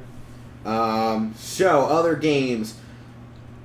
This might be a trap game for the Oregon Ducks. They're hosting Fresno State, who's kind of had 2 down years, but if you go back just a few years ago, this was a team that was in the top 25 They for were a a good top part 25 of the team, season, and they were solidifying it. Last 2 seasons they've been down, but I have a feeling this might be a trap game. Fresno came off a flaming hot start in week 0, shutting out University of Connecticut, UConn 45-0. I mean, we talked about UCLA coming out in a great game against Hawaii. Fresno State did the exact same thing against UConn and put a stamp on week 0. Hey, it may have been Big Ten week here with Nebraska, Illinois getting the big close game, whatever. We just came out and made a statement week 0. And they were giving UConn, they were giving them like 4 touchdowns to start the game. Right. Like that was the line in the game, and they blew them out. So it wasn't like It was surprised to see it happen. expected that was going to happen, but it was expected that UCLA was going to blow out Hawaii too. So Fresno State, I think, is a team that at least through 2-3 quarters of football is going to give Oregon a run. And as a Buckeye fan, I can only hope that it shakes Oregon's confidence going into their matchup against Ohio State. So Ohio State can get the nice win even against a top-ranked opponent in Oregon. But Oregon's got to be careful going into this game, I got a feeling. Week 1, coming off of the COVID season and kind of still having off training camps. Obviously people could play, and we had full off season, but there's still all sorts of policies in place across the country and how people are meeting and doing this kind of stuff. And then if players get COVID, they still get pulled out of practices and all this crazy stuff. So Oregon, I think, is in a trap game for this one. Moving on, another Big Ten game coming up. Number 17, Indiana versus number 18, Iowa. Both teams are looking phenomenal going into the season. Have had some great seasons in years past. Michael Penix Jr. is back again for Indiana, looking for a strong season from him. Well, no, he's a good quarterback, Matt. He is, but he was injured last season. I'm still mad about last season. That wasn't a touchdown. Hey, they won it though, dude. I know. They shouldn't have. Alright, I totally agree. I'm just saying on this because it was a year ago or whatever. But Penn State should have put them away, and it shouldn't even came down to that. It did, but like we said, Penn State had so much going on last year. I know. I'm not like discrediting last year, but because it did happen. It but happened. It doesn't matter to me though because they had too much going on. We had 2 tough games to start. I mean, Indiana has a tough loss. Then next week, but back to this game though, like look out for Iowa this year too. I put this in there in my notes. I'm expecting both teams most likely will be in the hunt for division title come the late weeks of this season. Penn State's got to play them too this year. I can even see them losing to Iowa. So it's just tough, man. Indiana and Iowa. I mean, Kirk Ferentz is. You can never count out Kirk Ferentz. Awesome, man. That guy's been coaching 20 years. I was going to say 20, 30 years, whatever. 20 years there. He spent some time with the Browns as well. Yeah. So, I mean, great team. That should be probably one of the best games, I think, Indiana, Iowa. They pretty evenly matched teams, I have a feeling, coming into the season. Oh, yeah. This one coming up should not be a close game. Number 14, Miami versus number 1, Alabama. Another new quarterback for Bama, but I'm expecting the same great What's team. his name? It's Alabama. Bryce Young, I believe, is who it'll be. Starter back to a right-handed quarterback. They're going to transfer wide receiver from Ohio State, Jameson Williams.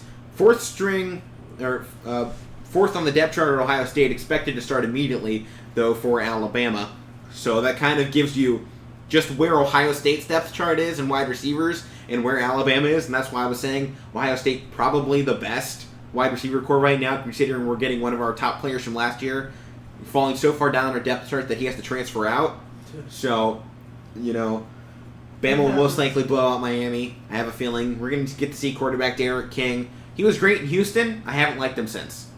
He hasn't done anything since. He had the great 12-0 season. Then he opted out of the Houston, his second season, I think, in Houston, to enter the transfer portal. He went down to Miami, beat out Tate Martell for the job. Everyone beat out Tate Martell for the job. I was going to say that. He tried to become a tight end. What even happened? He was a wide receiver. He's at UNLV now. Is that where he is now? Or? Yeah, he transferred back to UNLV. I didn't know he transferred So back he to went from UNLV. like the top. He went to school- Ohio State, to Miami, now to UNLV. That's like top, middle, bottom. Yeah, pretty much. Derek King, though, I was so impressed with him at Houston. If he had stayed there and rode that wave with them, I think they would have had some great things. Because they were also under head coach at that time from Ohio State, who was now in Texas. Who was in Texas last season, I think. I can't think of his name. Oh. I know what you're talking about. You're going to look it up. Yeah, Look give it me up. Look it up. 10 seconds. I know what you're talking about, too. Sometimes I can't place names. Didn't he get fired? Yes. Why don't I know Then this? who's It's the so Texas easy. coach now? Steve Sarkisian from Yeah. Alabama. That's right. Oh. It's going to be big for them, too. Oh, come on. Yeah, I don't know. Why can't I picture his name? I know What's his name? I see him. Tom Herman. Tom Herman. Where's he at now? Yeah, he had the one great year at Houston. Texas was like, we'll take him. A good football coach in Texas, woohoo! And then got nothing out of it. So, I hope Sarkisian, he has some great play calling. You can't take that away from him. He's one of the best play designers in football.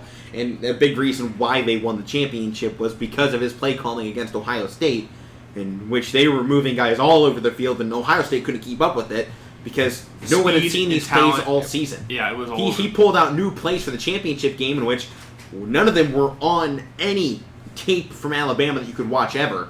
He was pulling things out of his rear end, and they were working every single time. When you have a team like that, it's like... Right. Everything was being run to perfection, and, they're going to be... Texas, I hope they can do something with the offensive schemes down there and get them something to get back to being competitive once they enter the SEC. I'd love nothing more than to see a Big 12 team go into the SEC and tear up house. Yeah, same here. I'll take that. I mean, we were hoping to see that when, Texas A&M transferred into the SEC out of the Big 12 just, a little under a decade ago, I think it was? Texas A&M? Or, it's one of those Texas teams, yeah. You talking? Wasn't it A&M? No, they're in the SEC now. What? Texas A&M's in the SEC. Yeah, that's what I said. I thought you said the other way. I thought you were... Oh, no. I thought I heard you say Texas go... A&M is in the SEC. I thought I heard you say go from SEC to Big... No, I was mean, like, no, they're not. You were hoping a few years ago when Texas A&M went to the SEC that they were going to be the team, kind of mix things up, but they've been borderline average there in the SEC in the bottom half. They've been kind of hit or miss. Right? I mean, after Johnny Manziel, they've been nothing, so they've been trying to find somebody, but Johnny Manziel is one of the best quarterbacks in college football history, at least recency bias-wise. I mean, it's a fact. They tried it. Right. I mean, they brought in their coach, like Jimbo Fisher, who was really good at Florida State. Did good things. They started moving around. They could have been a playoff team last year. But how great would it be to see Texas become a powerhouse as they move into the SEC and you see Steve Sarkisian be the guy to take out Nick Saban? I love it. Like, come on, the storylines write themselves, folks. Texas has been a team I've always kind of liked growing up, so I'd like to see them back. I where loved it them should when be. they had Colt McCoy. Like, he was my favorite. But I mean, Oklahoma's obviously already building up their program. They fixed their defense coming into the season. They should be a good team going into it. yeah, Spencer Rattler. Another big game week one, the Raging Cajuns versus Texas. Cajuns ranked 23rd preseason, Texas 21st. Sarkisian will get his start against a top 25 team, and the Raging Cajuns that were good last season. They were very good last year. And, I liked them. I was rooting for them the whole way down, so, hopefully that they can pull something through and be a good team, and that could be a great game. Or this can be Steve Sarkisian's chance to put a stamp and say, hey, Texas, we've been gone. We haven't been back. Now we're back. Yeah. Now we're back. So they're going to have to be back by the time they get to the SEC. Because as soon as they go to the SEC, they could go from the top of the Big 12 to the bottom, just above Vanderbilt very quickly. You'll find out a lot about it. No one's going to fall behind Vanderbilt. But they're going to be right there above them. Probably still above Arkansas. Hey, Vanderbilt was decent when James Franklin was there. Yeah. Well, you know what? Now they're not. They weren't good, but they were at least Kickers something to good. look at. The kicker's good. The girl. Just for publicity. Yeah, other than that, they're irrelevant. What's the 3 points against Alabama? What's the scoreline? 48-3. Woo! What else we got? West Virginia versus Maryland. I think it should be a great game. Big 10, Big 12 matchup. Kind of two teams right there and around the same tier. Maryland's kind of been building, kind of the same way Rutgers has, kind of slowly climbing the ranks in the Big 10. Both had pretty good seasons last year as a result of some of the other Big 10 teams kind of fumbling the ball all the time, and they picked that ball up and took it to a nice spot in the rankings for a while there. And Maryland's had some great starts to the seasons out of conference. They struggle once they get in conference. It's to be expected, but there's been a few times they've started the season 4-0, 5-0, then they get into those nitty-gritty conference plays and now fall down to 4-6, and they're like, well, what the heck happened here? But I got a feeling this will be a good game. Maryland in a great spot to cement their Big Ten status. Yeah, I mean, like I said, there are two teams kind of trying to find themselves, so we'll see how this one goes. This one, the big upset potential, University Northern Iowa taking on number 7 Iowa State. I think the Cyclones potentially go down here. They're looking at a big playoff run out of the Big 12. They were great last season. They're garnishing national respect with their fantastic play so far. They have a strong defense, great returning running back. They got a good returning quarterback too, and they're putting some things together right now. They should be dangerous. But week 1, UNI has put up some fantastic games. And I think it was, 2-3 seasons ago, UNI pulled off this upset, or they were 1 point within this one. So This has been a great battle in recent years. So I think this is one UNI can come in with and take them down. And then it could probably be on the level of Appalachia State defeating Michigan. That was awesome. Appalachian State almost beat Penn State a couple of years ago. Well, I think since then, every Ohio State fan has also been an Appalachian State fan. And when Penn State was facing them, I'm not going to lie, I was rooting for Appalachian State to win just a little bit. I was so... I wasn't worried at all in that game. I was? Are you kidding me? I wasn't. Matt, you're worried about everything. I know. That game was pretty close. Yeah, I mean, I wasn't expecting it to be close, but I wasn't like, oh gosh, And everybody's like, oh, Penn State's not going to be the same team. They almost lost to them. And they killed the next team they played, but go ahead. Yeah. But the big game for Saturday, number 5 Georgia versus number 2 Clemson, definitely the highlight of week 1. Loser most likely won't be eliminated from playoff contention, but is going to need a win out. Georgia does not have Alabama on the schedule. Clemson does not have UNC on the schedule. So a good chance they both can run the table within their conferences. And we'll be back in the ACC Championship and SEC Championship. Right now on College Game Day, they're in their Week 0 game day. They both had Clemson and Georgia in that top 4 coming down to the end of the season for the most part. But it still should be a fantastic early season matchup. You'll get to see DJ Uiagalelei come in. He came in a little bit. Nice pronunciation there, because I can't say it. Huh? Nice wording on it, because I can't Let's say all it. try and say it. You say it first. DJ Uiagalelei? Say it again. DJ Uiagalelei. I believe is what I heard, at least when he was coming out of recruiting. I thought it was Uiagalelei or something. Who knows? I could be wrong. I've heard different Say it pronunciations. slower. We're going to wait till he gets to the NFL, and then we'll get his pronunciation right. Say it slower. DJ Uiagalelei. I was just giving you credit because Ukulele. trying. Oh, yeah. With the G. DJ Ukulele. All right, Mike, now you try it. I did. All right. Yeah, we're good here. Ukulele. I was giving him credit because he was smooth there with no I still can't say onto the move on. You can't say Giannis. I say Giannis. Loser most likely won't be eliminated from contention. Need to win out. Hard task for Georgia, who will probably have to face Alabama in the SEC championship game if they get there. And I think a 2-loss Georgia with their 2 losses to Alabama and Clemson probably gone, because we've kind of seen, at least last season, they didn't want to put too many rematch backs in. It kind of feels like we're getting to the point where we're not going to get those postseason rematches too much, I have a feeling. I hope so. And I think if Georgia goes down in both those games, but I think if they win that game against Bama and Bama's undefeated until that game, the top 3 playoff spots are kind of sealed with Georgia, Alabama, and Clemson, and then it's whoever else coming in next because of the strong SEC play. I mean, it's hard to say that the SEC still isn't the best conference right now. Oh, yeah. Especially after the Big Ten's terrible year last season. We can say it. It was terrible. Oh, it was. It wasn't even close. It was, except for Ohio State. But, I mean, and Indiana. It's Ohio State. Yeah, so... Yeah. You know, it is what it is, so... Big Ten has to get that respect back. And Matt, you and I heard it from a coach a few days ago. No one's going to give you respect in in this world. You got to go out there and earn it. You got to fight every day of your life to go out there and make people respect you. Big Ten's got to fight for that respect to get back, and that comes with Rutgers taking on Temple, Maryland defeating West Virginia. They have to go out of conference and kick some double squiggly letter. Starts with yourself too. Like, you got to respect yourself first, and then make others respect you. So good chance there. Sunday, though, we're going to get one more college football game. Number 9, Notre Dame taking on Florida State. Ooh. Notre Dame getting another Sunday game. They have quite a few of those. It's an old school rivalry. I'd love to see Notre Dame versus Miami again. They got to bring that one back. The old Catholics versus the convicts. Yeah, it could be a good one to come back, especially if they are to join the ACC. There's been so many rumors in recent years of them joining a conference. It was Big Ten, then ACC, and they're kind of closing in on the ACC. I think they're a better fit in the Big Ten, frankly. Based one on position. They honestly would be. I mean, they're in Indiana, so they're right there in the middle of Big Ten country. Yeah. So, I think it makes more sense there, but it's whatever. Half the teams in the Big Ten they played in the past, so it's like disappointed. But go ahead. But Notre Dame has a pretty tough schedule because obviously all out of conference. There is no conference game, so they're facing on against some pretty good teams. They're going to have to go undefeated, though, for another shot at the playoffs, especially with the strength of the SEC and scheduling this year. Because Georgia basically is going to get a free loss, potentially.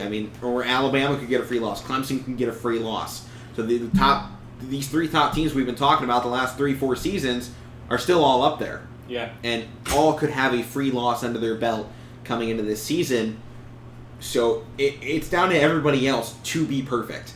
The only way you're getting in over those teams most likely is perfection. Whether that's the Big Ten champion, probably will have to go perfect. Ohio State's probably the only one that will be given some leeway. Yeah, you're right. Ohio State. I don't even think they'll lose. Because they're the only one that's the Big Ten that could do that or will do it. Right. And so Ohio State probably the only one in the Big Ten that's going to be given that kind of leeway. Pac-12 will have to be perfect. Big 12 will have to be perfect. I think if we're comparing a one-loss Oklahoma versus a one-loss Ohio State, there's a bigger shot Ohio State gets in over Oklahoma, depending on scheduling and how results will factor into that come the end of the season. But everyone is basically going to have to be perfect to get that spot away from those top 3 teams. We talked about last year. That's basically what you have to do to get the playoff. Yeah. And it's hard to ask to be perfect. It's so hard to be perfect, but that's... And that was another big part of the Northern Alliance between Pac-12, Big Ten, and ACC. It's not called the Northern Alliance, but I think it fits, so I'm going to keep rolling with it until it sticks. Whatever alliance. I know the alliance is the word. They're just calling it the Alliance, so I'm calling it the Northern Alliance because it's all the Northern teams. And you know what? Credit Kirk Herbstreit because he brought this up last year. Nobody was really talking about that there could be an alliance happening, so give him credit there. There it is. But the Alliance said one of their big things in coming together was postseason playoff formatting. They're going to start the push to expand the college football playoffs. So next 2-3 years, most likely by the time Oklahoma and Texas join the SEC, playoffs going to be expanded. I'm all for it. I think I'm down for it at this point because at this point we're looking at scheduling, and as I'm looking down at it, it's like, so Clemson, Georgia, and Alabama can all be one-loss teams to get into the playoffs based on scheduling alone. It's like, well, yeah, I think we need more. I think this is the year that really solidifies it when you're looking at it because we can have 3 one-loss teams up there that you could very easily say are better than anybody else in the country. Yeah. So, put that in there however you want it. That's my 2 cents on it. You guys can have your 1 cent or whatever if you want. I agree. Obviously, I agree. Obviously, for the NCAA, it's money reasons too. They obviously want more games, so that's another factor. So we'll start off here our early season predictions for conference championships. Who wins it out of the American Athletic Conference? I'll roll mine first. Cincinnati Bearcats. The fighting Fickles down there in Cincinnati. I've been rolling with them since he dropped down to Cincinnati. When I was looking for colleges to go to, I wanted Cincinnati. They didn't have anything for me. I couldn't go there, but I wanted to be a Bearcat, and it was Luke Fickles. Like, yeah, this is a program down there. I'm loving it. I think they get another great season back. He's done a great job recruiting kids out of Cincinnati and Southern Ohio. He's taken a few recruits away from Ohio State and some other big programs. So they had a decent bowl game, but they played Georgia around. Yeah, they've had some great games, some great bowl games. They've stuck it out close to some really good teams. I think Cincinnati right now is the team to beat in the American. That's one of the teams that could make it if and when they extend the playoff. Very easily, yeah. Not to piggyback on you, but I am going to go with Cincinnati because Yeah. I feel like other teams in this conference have been kind of. There's Up always a and down. different team. Like there's one team one year, like Memphis one year, then there's UCF one year. They've been kind of up and down. Cincinnati, as you said, they're starting to build something down there, getting some good recruits. Luke Fickle is doing a good job now, so I'm going to go with And Cincinnati. when you're talking like the AAC, when you're saying these teams having 1 year seasons, it's because they're getting a star player. It's like a high school. You get your big guy in there 4 years, you're great, you win some championships, some bowl games, whatever. Once he leaves, you're kind of back to mediocrity where you were before him. So, it's all about bringing in that guy consistently that obviously you get from the, big programs in the country that some of these smaller schools are still trying to figure out. And Fickle has the blueprint right now. He's got the Ohio State coaching experience that I think a lot of kids love, so that he's been doing it. Yeah. Yeah. I agree. That's who I got. Obviously, That's other all. good teams to look out for in that conference. Temple's a good one. SMU had a pretty good season last year. Houston is always a good team to run the mix. USF and UCF can also be competitive teams. They have a lot of competitive teams. The Tulane Green Wave, can give you some fun games too. But that's our pick. We'll take the ACC out of the Atlantic, which is Boston College, Clemson, Florida State, Louisville, NC State, Syracuse, and Wake Forest. Pretty straightforward. Clemson. Can you even argue it? No. But the ACC Coastal, made up of Duke, Georgia Tech, Miami, UNC, Pittsburgh, Virginia, and Virginia Tech. What's your pick? I mean, obviously the popular choice is UNC. Yeah. I like UNC, Yeah. I think, better than I like Miami, and I think Miami is the number 2 team there. So I'm Absolutely. taking UNC as well. We're matching up picks right now, but Yeah. there's a Just reason good we're seeing shit. these teams come out preseason and actually show something, and we're looking forward to it. Out of the Big 12, the big one is Oklahoma most likely, but Iowa State ranked number 7th. The Cyclones, Texas, ranked 21st. I mean, those are kind of your big 3 teams. Don't leave out teams like Oklahoma State that love to put a wrench in things. Texas Tech has had a good few growing years here, and they've had some great showdowns in the Red River rivalry. And Baylor also obviously just did some good things in basketball. They've been trying to work back with their football program. So a lot of good teams. What are your guys' picks? I'm going Iowa State. Just to be different, I'm going Iowa State. I'd go Texas, but I think they got a little bit more to work on. You get that new coach. I'm going to go Oklahoma. I think Spencer Rattler. Oh, man, I'm so torn here because I don't want it to be Oklahoma. I don't really like like Oklahoma. Iowa That's kind of State. why I'm picking I like Iowa Iowa State State. because they I had a don't good like year last year. I'm Oklahoma. kind of tired of seeing Oklahoma. I'm sick of seeing Oklahoma. I'm sick of them, period. I can't stand their coach. I mean, I hated Baker Mayfield when he was there. Can't say I liked Baker, but I do mean, now. He planted the flag in the center of your field. How would you like him? I couldn't. So, oh, man, this has me so torn. I mean, I got both these guys about a 50-50 shot to take home the Big 12. But I'm going to give my 51% to the Cyclones. Nice. So 2 to the Cyclones, 1 to the Sooners. And I'm so close. I'm so torn in between those two. I love the way the Cyclones played last season, the year before. And they're making a statement. They're getting their recognition. Oklahoma, though, has solidified their team. I think they've built up the defense to a quality level. The offense is obviously fantastic under Lincoln Riley. He's a great young head coach and will do great things for the sport of football if he can continue to innovate down in Oklahoma. I know, Matt, you don't like him, but it's undeniable that he's one of the best young coaches in college football. And his age is a big thing. Yeah, Oklahoma, if he can stay there, can work him the next 20 years, and he can be the next Kirk Ferentz of football. So that's that. Out of the Big Ten, we'll talk about the West first before we get to the East. So your Big Ten West made up right now with the first place team, Illinois, at 1-0 in the conference because nobody else has played. Iowa, Minnesota, Northwestern, Purdue, Wisconsin, and then Nebraska in last place at 0-1. This is kind of a hard one. It's a good conference. And there's a lot of question marks going into it. Probably the favorites right now, Northwestern, Minnesota, Iowa. Wisconsin obviously is ranked number 12 early in the season. I still have big question marks in Wisconsin on why they keep getting put up so high. They have not been a top team since Jonathan Taylor left. I think they haven't had solid quarterback play either. Right, and that's their big problem. They need to find their quarterback. They've had good quarterback play, but nothing that can elevate them, and they can depend on it late stages of a ball game. Because you can't run for an 85-yard drive with 30 seconds left on the clock, unless you're lucky. I don't want to go first this one because I don't know yet because it's kind of. Matt, you want to get it first? I don't know. I think Iowa might sneak away. I don't know. I'm going to take the Northwestern Wildcats, I think. You know, I like what they've been building in recent years. They have They have some good consistently been one of the top teams, and The that's what we Browns- haven't seen with Iowa. They've kind of been going up and down. Wisconsin's been going up and down. Minnesota, they've been down. They're coming up. Northwestern, though, has been right there, not really teetering back and forth. They had a winning season, dropped down to 6-6, but then these last 2 seasons, I think they've been still consistent up there at the top of the division. I go to Northwestern to at least take on the Big Ten West. Who'd you pick, Iowa? Yeah. Oh, one thing we didn't talk about from the ACC, who do you have winning that championship game between UNC and Clemson? Clemson. Cool. It'd be a good game. I'm going Clemson. Okay, I just want to make sure we It might not covered that even there be a before, game, so. As far as this, I'm going to go. I like Minnesota.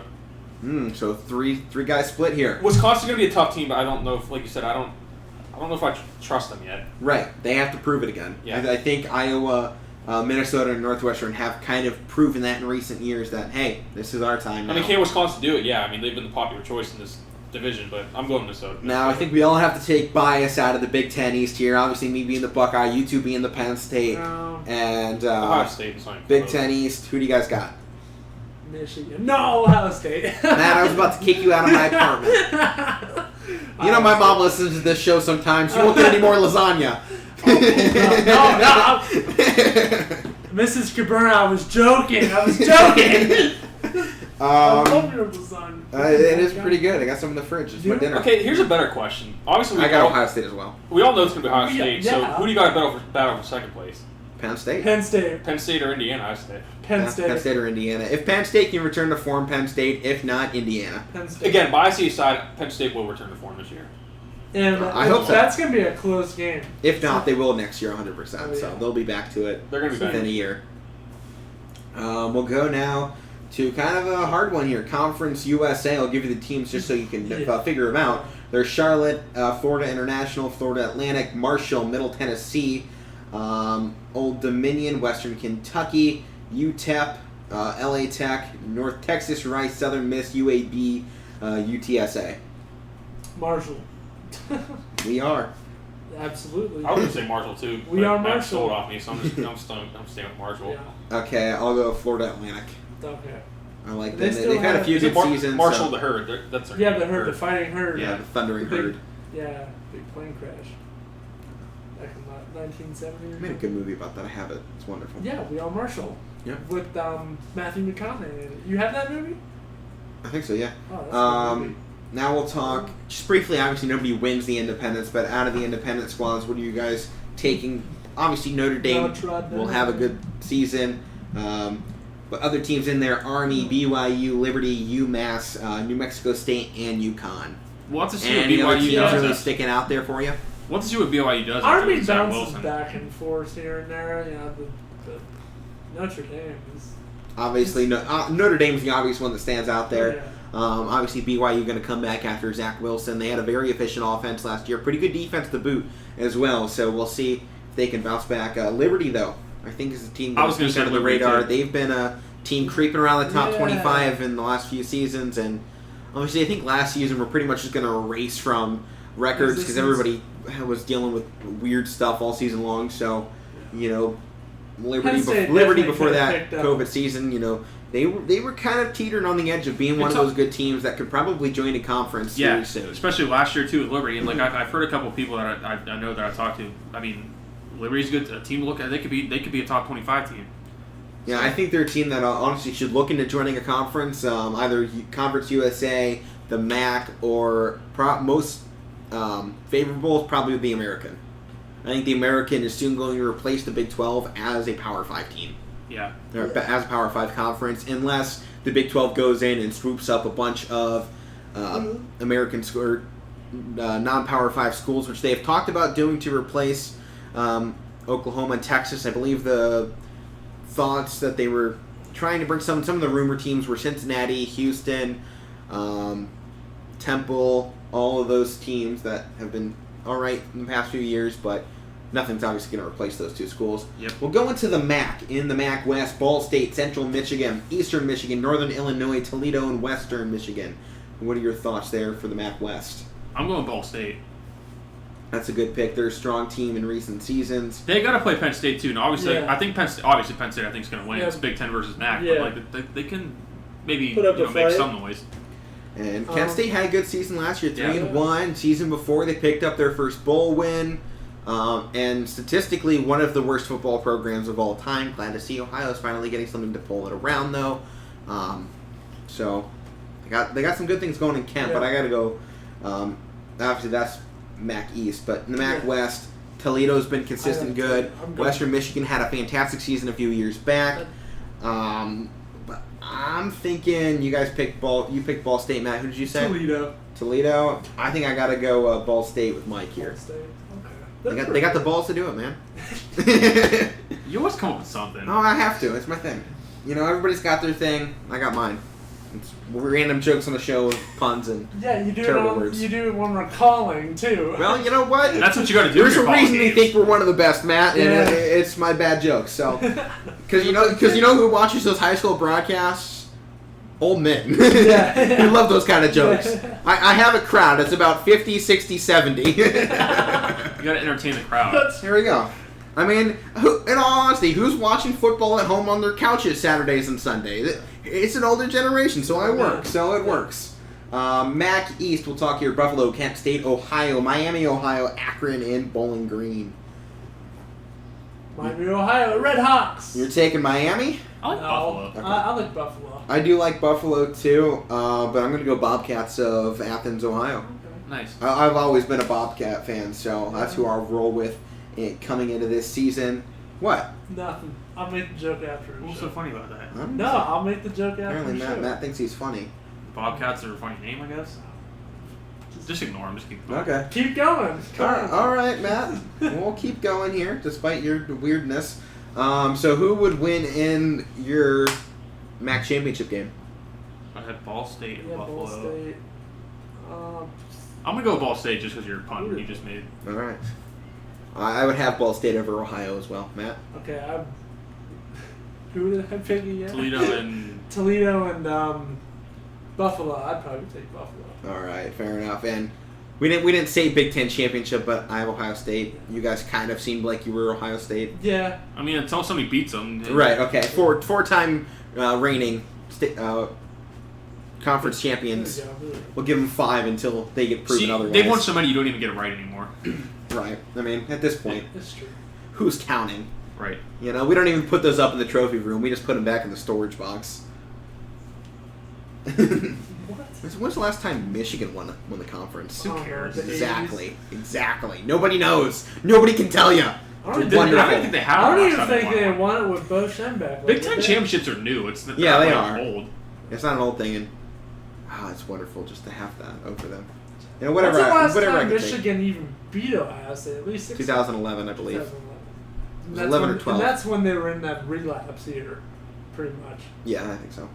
I don't remember exactly what year it was. So Mountain West, the Mountain West Division, because they couldn't come up with anything more clever. Who isn't? Fresno State, San Jose State, Nevada, San Diego State, UNLV, Hawaii. Fresno State. UNLV, you know why?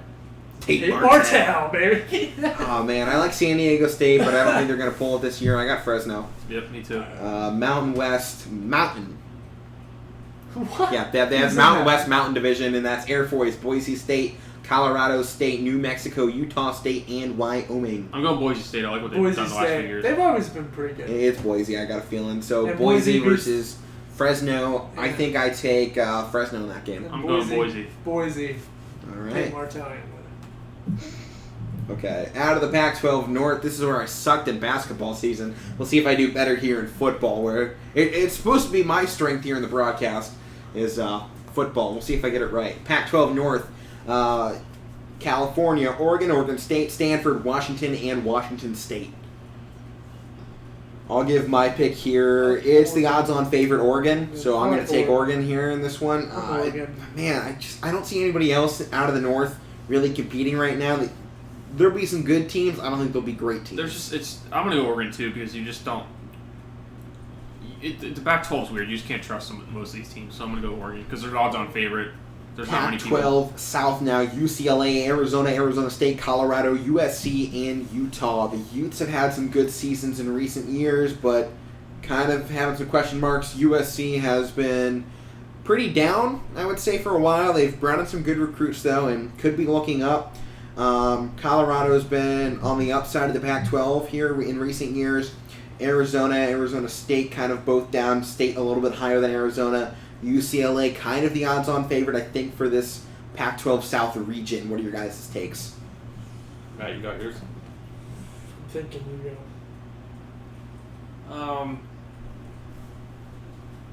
I'm gonna go Colorado.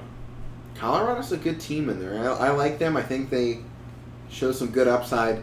I got the Bruins right now. I liked the way they came out in week 1 against Hawaii, or week 0, pardon me. That's what I was Good going to pick. say. I think right there in that Pac-12 South, they have the strongest, and I like DTR as their quarterback. He brings in that California vibe to them, and he seems like the leader of that squad, and I got some confidence behind him.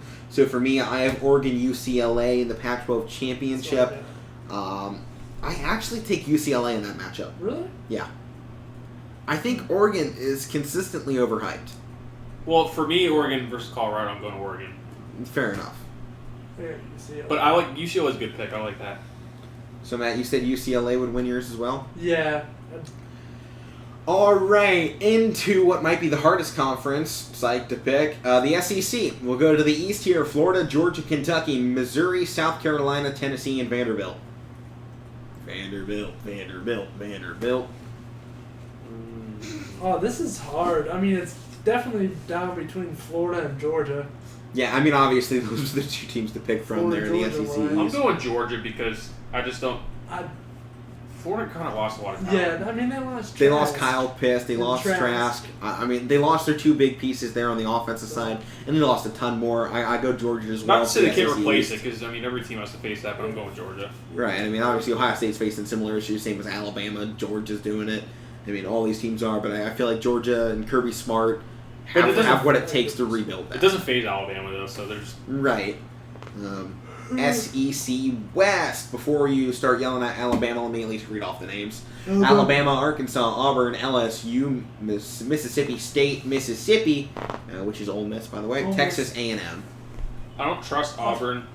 I don't want to say I don't trust them. I don't. trust them to upset somebody. I don't trust them to win the division. Exactly. So, yeah. I expect Auburn to piss off some fans somewhere along the way. I don't expect them to take home the championship. Probably piss off my fans.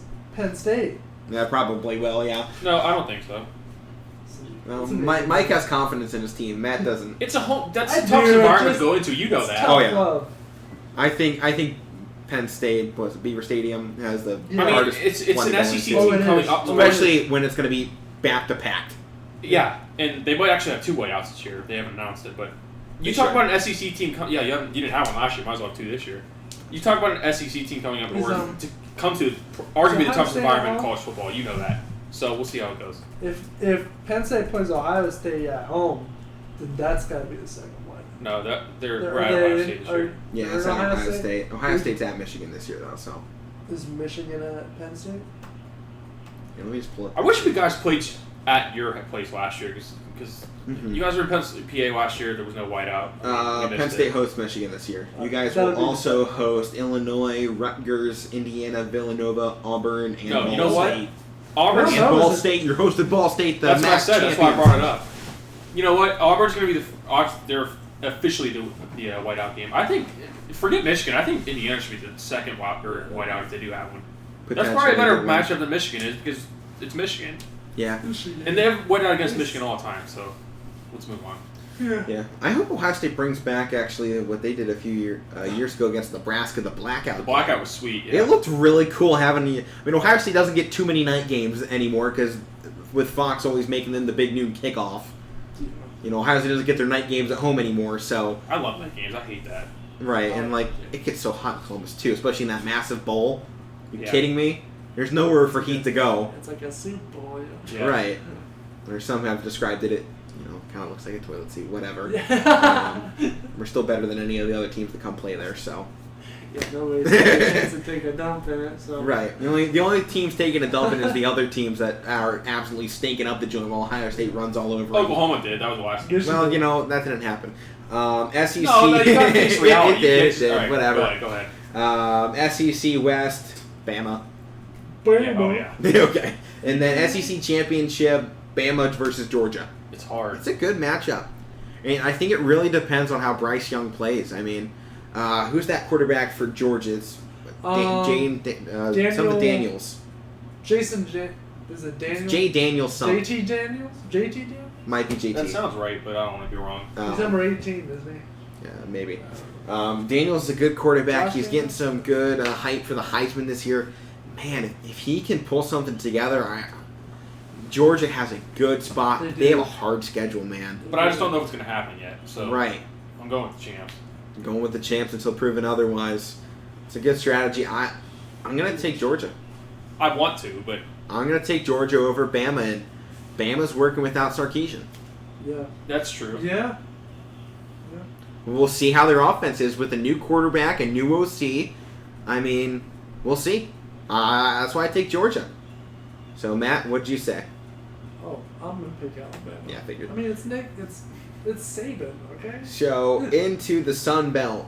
In the Group A division, because they haven't come up with names apparently, Appalachian State, Coastal Carolina, Georgia Southern, Georgia State, Troy. Who's your pick? App State. Ooh, okay.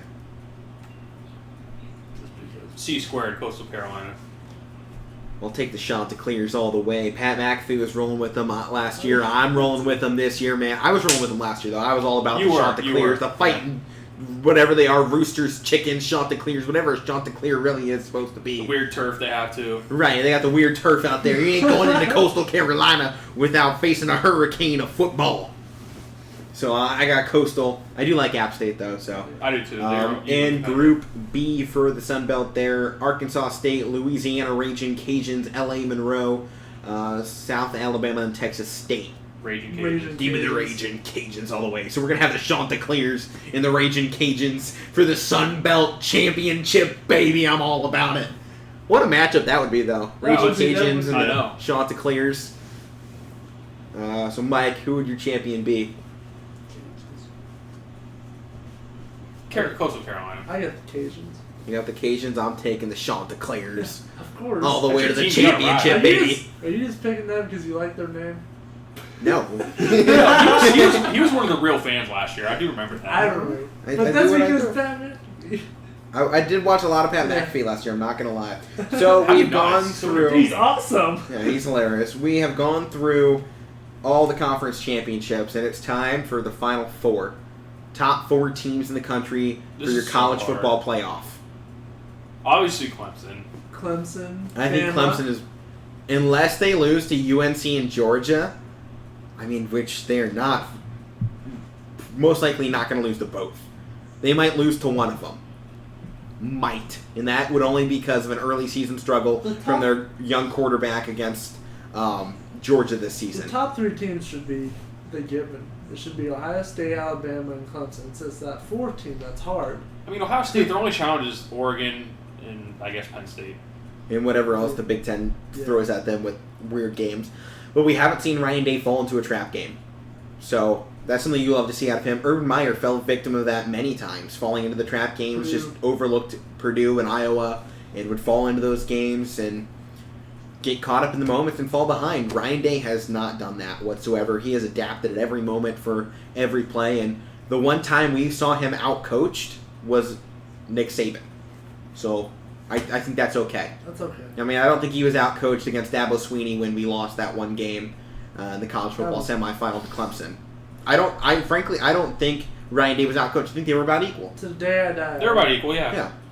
I would say they were about equal in that game, and Nick Saban and Steve Sarkisian, frankly, I think out-coached Ryan Day in that game, and Yeah. you expect that from the greatest head coach of all time in Nick Saban.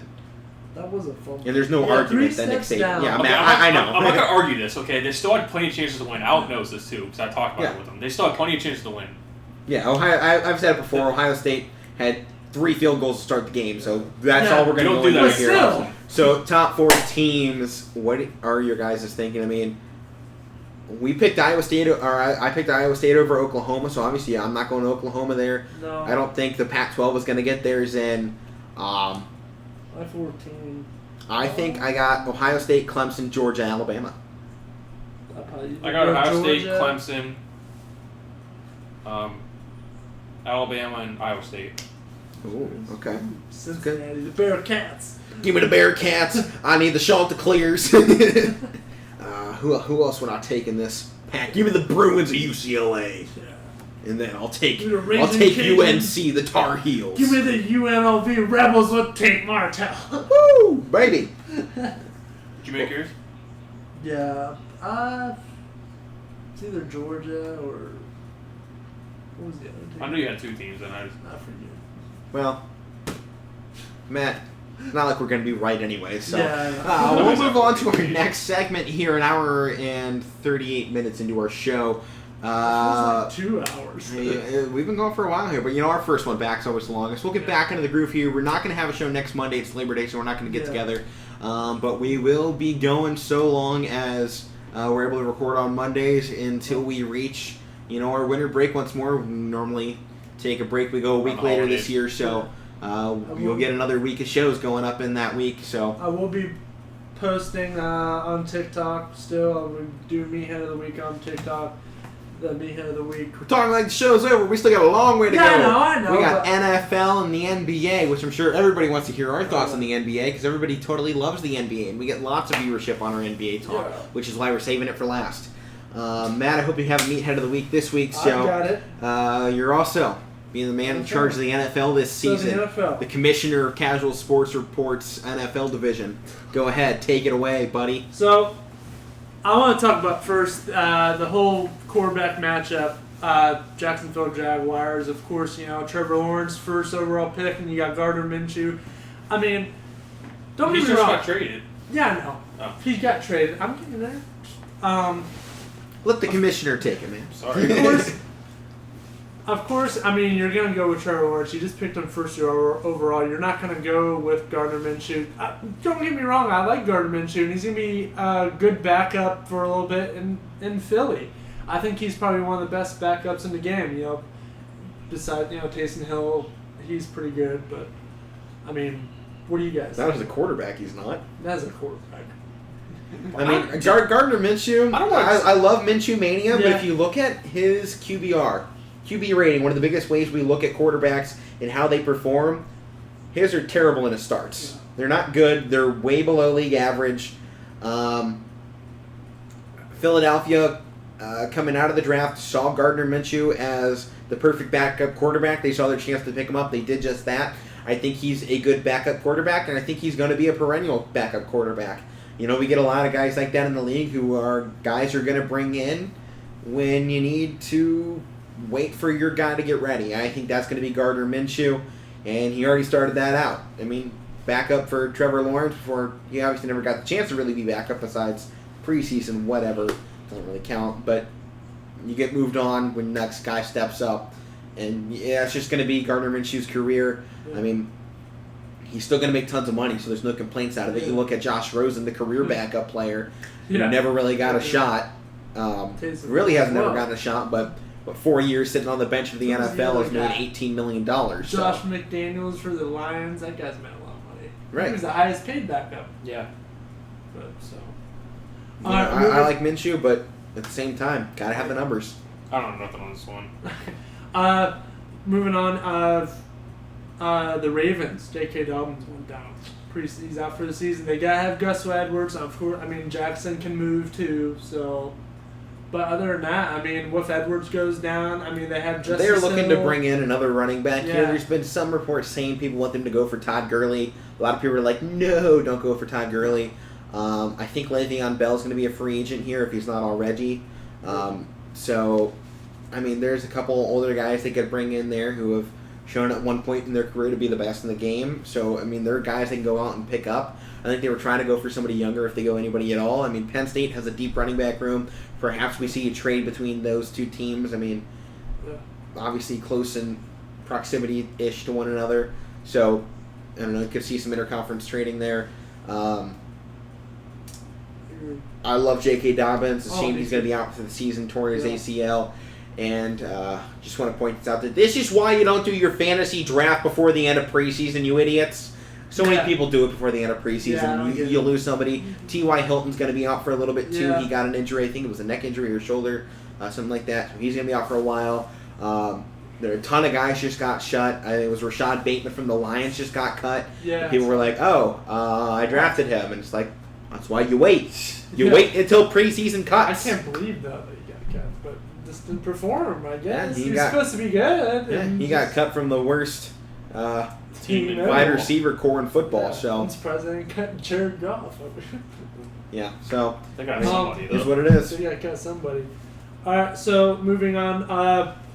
Rookie quarterbacks. How do you think they're gonna first season or first week? How do you think they're gonna do? You got Let's see. Well, Jaguars face the Texans. I think Trevor Lawrence is going to get a good chance to go see what somebody, his predecessor at Clemson, can do.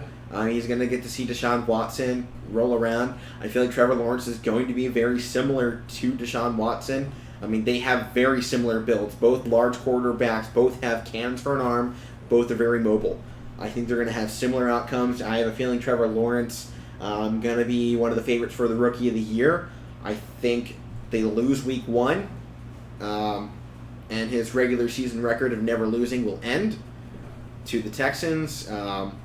But that being said, I don't think the Jaguars will be in playoff contention this season, but I have them around middle of the road, 7-9, 8-8 type area. Or actually, there's one more game. Yeah. So what is 8-9, well, right around there, whatever it is. Whatever. So right there around the middle of the pack. Justin Fields, obviously not the starter for the Bears. It'll Which is be Andy insane. Dalton. Which is insane. No. Yes, Well, it is. No, Yes, they it said is. this before the season that they wanted to let Justin Fields wait behind him.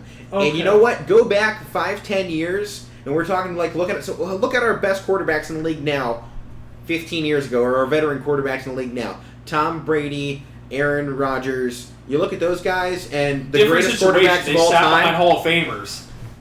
Is Andy Dalton not going to be a Hall of Famer? Why should he be? Well, I mean, he has a pretty good resume. He was What? pretty He hasn't good. won a playoff game. What's he Never- done? He's done. I don't know. I mean, he was a great quarterback. He's in solid. Cincinnati. He's He a solid was- quarterback. He I'm not was saying a he's solid not. quarterback. But he didn't do anything there. anything. Still, You're- I mean- Andy Dalton should sit in front of him. Baker Mayfield didn't start for the Cleveland Browns. Week 1 or 2 or 3, and look where he is now. Sit your quarterbacks the first 4 weeks and see what they can do once they actually see what the hell the NFL is about. They were in preseason just fine. No one's going full speed preseason. Chicago was And a Justin playoff team Fields from last saw year. Justin Fields saw what happened when he opened his I know mouth what you're and started saying. talking about saying, "Oh, the game's slow." Then he got his face rubbed into the ground, helmet knocked off, remember flipped that. backward over his head, and got tore up all over Twitter. remember that. Welcome to the Against NFL. Buffalo. And now Andy Dalton's going to go out there and show him Well, this is Buffalo how won. you be a standard quarterback in the NFL. And Justin Fields will come in later in the week or later in the season, just as Teron Taylor showed Baker Mayfield the reins of the NFL, and come show him how this works. What do you have to do week in, week out? And this is the perfect guy for Justin Fields to sit behind for half the season before he comes in and takes over as starter week 6. I meant something totally different. I'm sorry, but when Andy Dalton made the comment about this Fields is good, but this is my time. Like, it's not your time, buddy. Your time has passed. It's gone. Like you said, 4 weeks or so, you'll be sitting behind Fields. I mean, unless he plays like Tom Brady. Or unless he plays like he did when he led the Bengals to the playoffs. I mean, he didn't win the playoff games, No. but he still led them there. And if he Still can led play them there. like that, and the Bears have Listen, a great I defense. like Andy Dalton. They do. I don't think the bad rap he's getting is a little unfair. Man, he's awesome. But it's like last year at Dallas. It's like Dak goes down, Andy takes over. There's no That's reason why- Dallas. that's why he- There's no reason with Andy Dalton 'Cause coming. No, it's not, man. It's a fact. It's I there's no reason they shouldn't have made the playoffs last year with Andy Dalton. know. Seriously. I know. But they And did. and They had Chicago, Gucci DiNucci, man, too, man. Yeah, and Chicago was a man, playoff he's team from good. last year. Do you think Andy Dalton if I like that guy that had this. we all agree that Justin Fields is going to play at some point or start Yeah. at some point? Yeah. Because Did anybody? I think a couple people forgot that Nick Foles was on this team. I honestly did. I thought he got traded out to me. No, he's still with the Bears, I think. I'm not in every situation, but I'm all for letting young quarterbacks start right off the bat. If they deserve it, Bears are planning to trade most likely. Okay. They're listening, but won't move him if he doesn't want to go. well, A they team to probably look should. out there for. Colts, man. They could use it. Wentz has Jacob Eason's gonna be COVID. the He's starter. on the list, and he's hurt. I mean, Jacob Eason. I mean, And DSG. Cole Allen. Sam Ellinger is there, but he's out too. So Jacob Eason most likely the starter week 1. Yeah. I don't know if they've officially announced that he will be, but I mean it's a obvious. foregone conclusion that he's the starter come week 1. So, want to talk some week 1 games? Yeah. I think it's a good start for the Cowboys, so long as I don't know if they've said Dak. I've seen conflicting reports that Dak Prescott's coming in week 1 or he's not coming week 1. He might miss the entire season. No, So I what think- have you heard, Mike? I think we kind of took that out of context a little bit from Adam Schefter because he's not saying Dak's not going to play the whole year. It's just like saying he might just be 85-90% Dak, if that makes sense.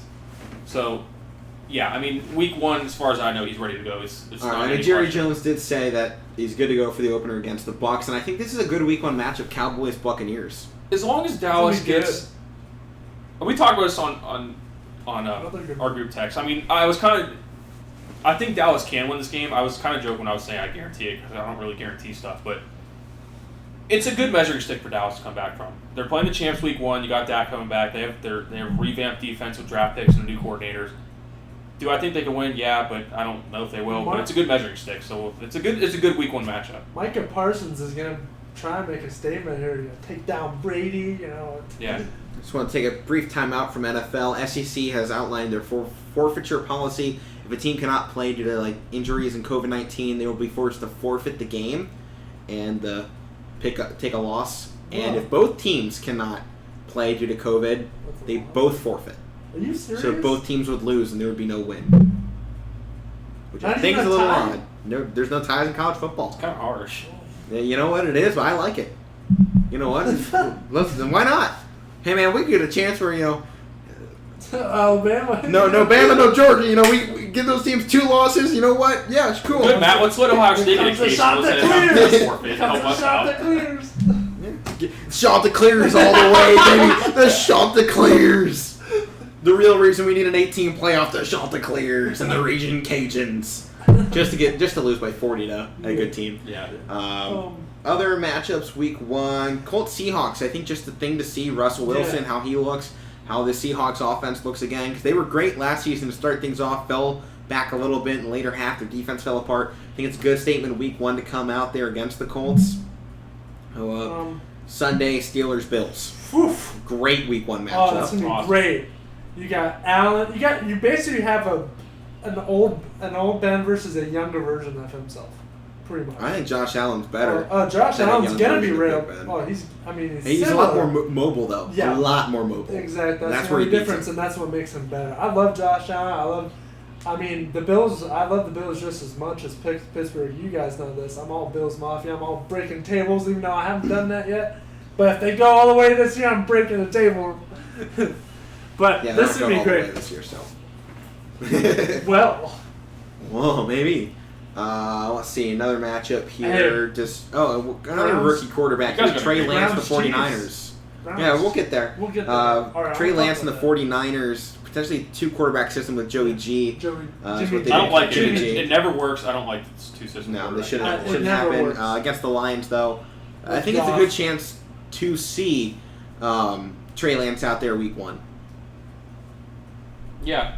I mean, I talked Because about I think they're this. going to run 2 quarterbacks. They're going to bring him in for, I think, a lot more I've running made type comments plays. about this before. Jimmy G, I mean, he led him to the Super Bowl, okay? He's a good quarterback, inconsistent at times, but I know, and he gets hurt a lot. But, I mean, I wouldn't be coming out here starting Trey Lance right away. I don't think he's starting that game. I think we see him Yeah. play that game Okay. for a few series Okay. at least so that they can See? see something in that ball game. Out of the 5 quarterbacks I Like- drafted in the first round, I get it. I would say Trey Lance is that situation is the most safe for Yeah. one of the rookie quarterbacks. Yeah. Because he's on a team that That's loaded. is good. They're loaded. They were They're just loaded. in the Super Bowl not too long A couple ago. years ago. He's probably the best situation for when these rookie quarterbacks play. And Yeah. I mean, it was pretty much like if you brought Baker Mayfield onto the Browns now. I mean, it's like there's guys I mean, everywhere. It's like Trevor Lawrence has to because he was #1 pick and they don't have anybody else. But So- he's working with a first-year head coach And a Urban bad Meyer, offensive never line. done anything in the NFL. Terrible offensive line. defense is questionable. He's got some good wide receivers. ETN's out too. Right. I mean, he was a fourth string Yeah. running I back, can't wide believe receiver that. combo player. So who cares? Um, I was hyped about ETN. I think he should be a great running back. But Yeah. I it don't is what it think- is. I think the Bills could have got him, but oh well. But Trey Lance, I made comments before. I wasn't too thrilled about him. I mean, a guy who only started 17 games in college, something like that. Yeah. I mean, this is the team for him to be on because they're loaded. So if there's room for error, they can help him. Yeah, definitely. So I made the Another comment- good matchup, I He's think. ridiculous. Vikings Bengals Week 1 return of Burrow. ooh, I think it could be a good matchup. Yeah. Vikings are dealing with some I quarterback like- issues of their own, inconsistency, some problems up in Minnesota. I think this is a good chance for the Bengals Okay. to come out and really kind of get some I have momentum. some- I'm actually liking the Bengals Bills matchup. or the Bengals must have saw something with that Penei Sewell guy. They didn't pick him. They picked Jamar Chase. Sewell missed some blocks in this past preseason games. He missed some big blocks. So He and did, these but are you know against what? third, It's an second- offensive tackle. Rookie Yeah. offensive linemen So- are always going to struggle. It's very hard to get somebody in there I still think against they a should guy have that picked has him. been doing it for 15 years Yeah. on the other side. Yeah, that's true. But I still think they should have picked him. But maybe they saw something. Maybe that's what they saw, and they thought, "Hey, what's this? Get another wideout, help Burrow." And they did pick up a couple offensive linemen later in the draft too, and I think Yeah. they maybe traded for someone. I know they got some, but I said it last year. They're never going to be Yeah. good. Joe Burrow will never be an elite quarterback if they can't protect him. Yeah. I said he was going to I be remember. a huge bust because he'll never be able to be healthy. Yeah. And that And here he got hurt that was year. year one. It's like there's certain points you don't want to be right. You're glad you're right, but you're also not. And that was one of those moments. I like Joe Burrow. I don't want that to happen I to the like kid. Burrow. I don't wish injury upon anybody. No, you like Joe Burrow. I love Joe Burrow, man. Right, he's an LSU. Ohio guy through and through, and I don't particularly I like the Joe. Bengals, but I was like, I he's don't going like to be the a bust Bengals. based on that fact that they couldn't protect him. They missed on the Penei Sewell pick, who I think is going to be a great lineman in the NFL someday. But if they brought in the right guys that can make that a decent offense line, it doesn't have to be great. Give him time to give those wide receivers a chance to bust out on their routes. They have some great guys out there, some really fast ones. Jamar Chase has struggled a little bit in preseason. He's dropped a lot of balls. Joe Burrow wants Thaddeus Moss on the roster during these final cuts. And I think that could be a great tight end target to go to because Thaddeus is a little bit bigger, a little bit slower, but I think he has great hands. I mean, you saw that back in college football. The guy has glue for hands, so I think it's a good guy for Joe to go to. He's got some familiar faces out there. You can throw it around to. I think this offseason was a good one for him. If they can protect him, they have a chance at a good year. I agree. Other games, Cardinals-Titans should be a good one. You get Debut, Kyler yeah. Murray, who's coming off a good season. Despite the fact I don't care for him too much, I'm Yeah, admitting, much like Matt with Lamar Jackson, that I don't like him, but I'm admitting he's a good quarterback at this point. He's all right. I don't like Kyler Murray, but I'm admitting he's good. So I don't really have a problem with Kyler Murray. I just don't like him. So there's no reason why. It's I've just never met Lamar Jackson is good, so well, he has an MVP, so Yeah. suck I it. don't care. You gotta be good to get an MVP, man. Crap. And what did he break? Well, all of Michael Vick's records too. So do you say Michael Vick is good, Matt? Well, Michael Vick went to prison. He didn't play that long. Do you think he was a good football player? Well, Not a he good would- person, a good football player. Well, he would have been if he didn't go to prison. Okay. Yes, answer the question. Yes or no? The answer is yes, and he yeah, will admit it. yeah. All right, so Lamar Jackson is better than Michael Vick, so he's a good football player. There. Cardinals-Titans should be a good one, but Browns-Chiefs will be probably the That biggest game of week one, maybe? Listen, At least in Question the mark? conversation. At least in the conversation, Browns obviously got some Steelers, grudge, Bills up man. there, but Oh, Steelers or Bills are up there, but Browns have a grudge, man.